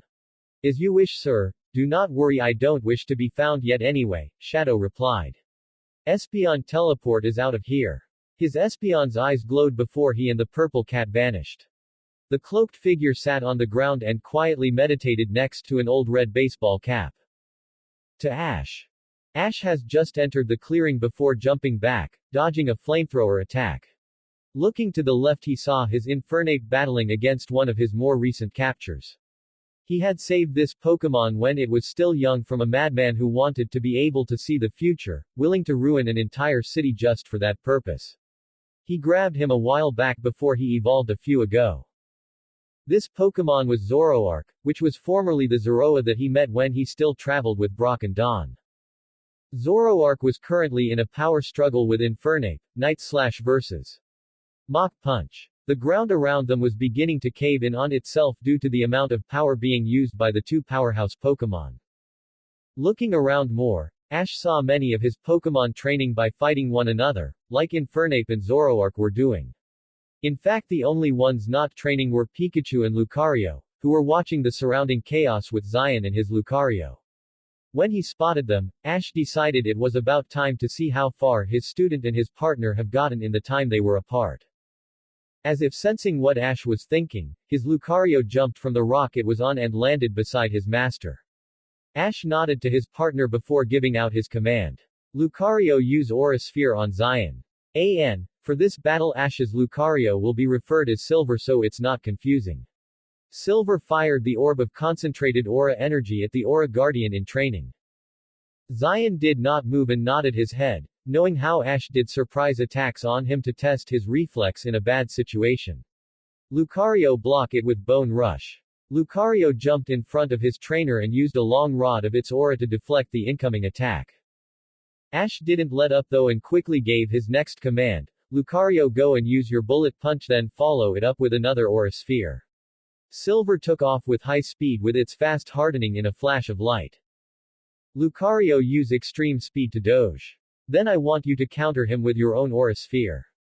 Lucario moved with such high speed that he simply vanished from his spot and suddenly reappeared behind Silver with a fully charged Aura Sphere ready. Not one to be fooled easily, Silver sensed where his fellow Lucario was and quickly turned around with a charged Aura Sphere. Both Lucarios shot off their respective aura attack in close range, which clashed in a big explosion, causing the ground to shake slightly. The dust cloud quickly swallowed the two aura Pokemon before either could move. When the smoke finally cleared, both Lucarios were in a deadlock with neither willing to back down. Their fingers intertwined in such a tight grip that not even water would be able to slip through the middle.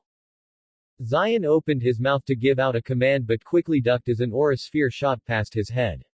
Zion has learned to trust his instincts, which were currently screaming for him to jump away, and as he did just, a black staff slammed into the ground he was previously standing on. Looking forward, Zion saw that it was his teacher that had attacked him. Looking his student in the eye, Ash smirked dangerously. Don't think I'm only going to be testing your commanding ability. I'm also going to test your ability to command your partner under serious pressure and your own capabilities at the same time, Zion. Now arm yourself and let us begin. Zion nodded and reached behind his back, pulling out his aura weapon of choice, two twin tonfas. Each tonfa was made of steel but were different in color scheme. The left tonfa was obsidian black while the right tonfa was a pure white color. The left tonfa also had the yang symbol etched into it while the right possessed the yin symbol. Both tonfas had a slightly pointed edge, not enough to pierce the skin but enough to hurt badly. Without a word from the other, they charged at each other with really quick speeds. Ash swung the top of his staff towards Zion's head, who ducked under it quickly. Then he swung his left tonfa towards Ash's side but it was blocked by the bottom of Ash's staff. Using the momentum, Ash kicked out with his left foot which was in turn blocked by Zion's right tonfa. The force though, was enough to push Zion back. Ash landed on his feet gracefully before commanding Lucario. Lucario used Blaze Kick and follow up with Dragon Pulse. After that Ash charged at his recovering student. Lucario dodged with extreme speed and counter with Aura Sphere again. Zion commanded as he blocked another one of Ash's assaults. Silver left leg ignited into flames as it brought it up to hit its target who responded by letting go of its grip and jumping backwards in yet another blur of speed. Silver's paws glowed brightly before launching the powerful dragon-type attack. Lucario responded by launching yet another Aura Sphere, causing the two attacks to explode on contact. Both Lucarios jumped into the air while creating an Aura Sphere and when they were mere inches from each other, launched the powerful Aura attack.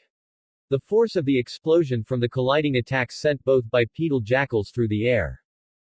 Ash ducked under Zion's foot before hitting him in the gut with the side of his staff. The attack knocked the wind out of Zion a bit but he was able to recover quickly and jumped away before Ash could be able to hit him again. Ash charged towards Zion with a wide smirk on his face. Zion, when he landed on his feet, jumped above Ash's staff that barely missed tripping him. While above Ash, Zion swung his left tonfa at Ash, hoping to knock Ash out with the hit to the temple but Ash reacted by leaning to the left while swinging his staff upwards. Zion stuck his foot out and used the incoming staff as leverage, and jumped backwards away from Ash. Focusing the energy between his tonfas, he shot an Aura Sphere at Ash who merely deflected it away with his staff without any real effort. "You're going to have to do better than that, Zion," Ash taunted before charging at Zion who responded by charging back for another clash. As they ran towards each other, they both yelled out their commands to their still battling Pokémon. Use Bone Rush. Both Lucarios rushed towards each other with a long rod made of their aura and swung it towards their fellow Lucario. When the attacks made contact, it released sparks of power and the ground began to crack and break due to the power the two opponents were using. With one final roar of power the two Pokémon charged the Bone Rush with more aura energy and the two overcharged attacks caused another explosion of power. Many of the surrounding Pokémon, who stopped training to watch the battle between the two aura Pokémon, waited with bated breath for the smoke to clear, and clear the smoke did. It took a few slow and agonizing seconds but the smoke finally cleared revealing Silver standing above Lucario with his Bone Rush pointed to the downed Lucario, ready to strike should it make any subtle movements. The match between the two Lucarios ended with Silver as the victor. Hearing something hard hit the floor, all the Pokémon turned and saw the two Aura Guardians in similar positions as the Lucarios. Zion was on the ground with his tonfas out of reach, with Ash having his staff poised to strike if need be.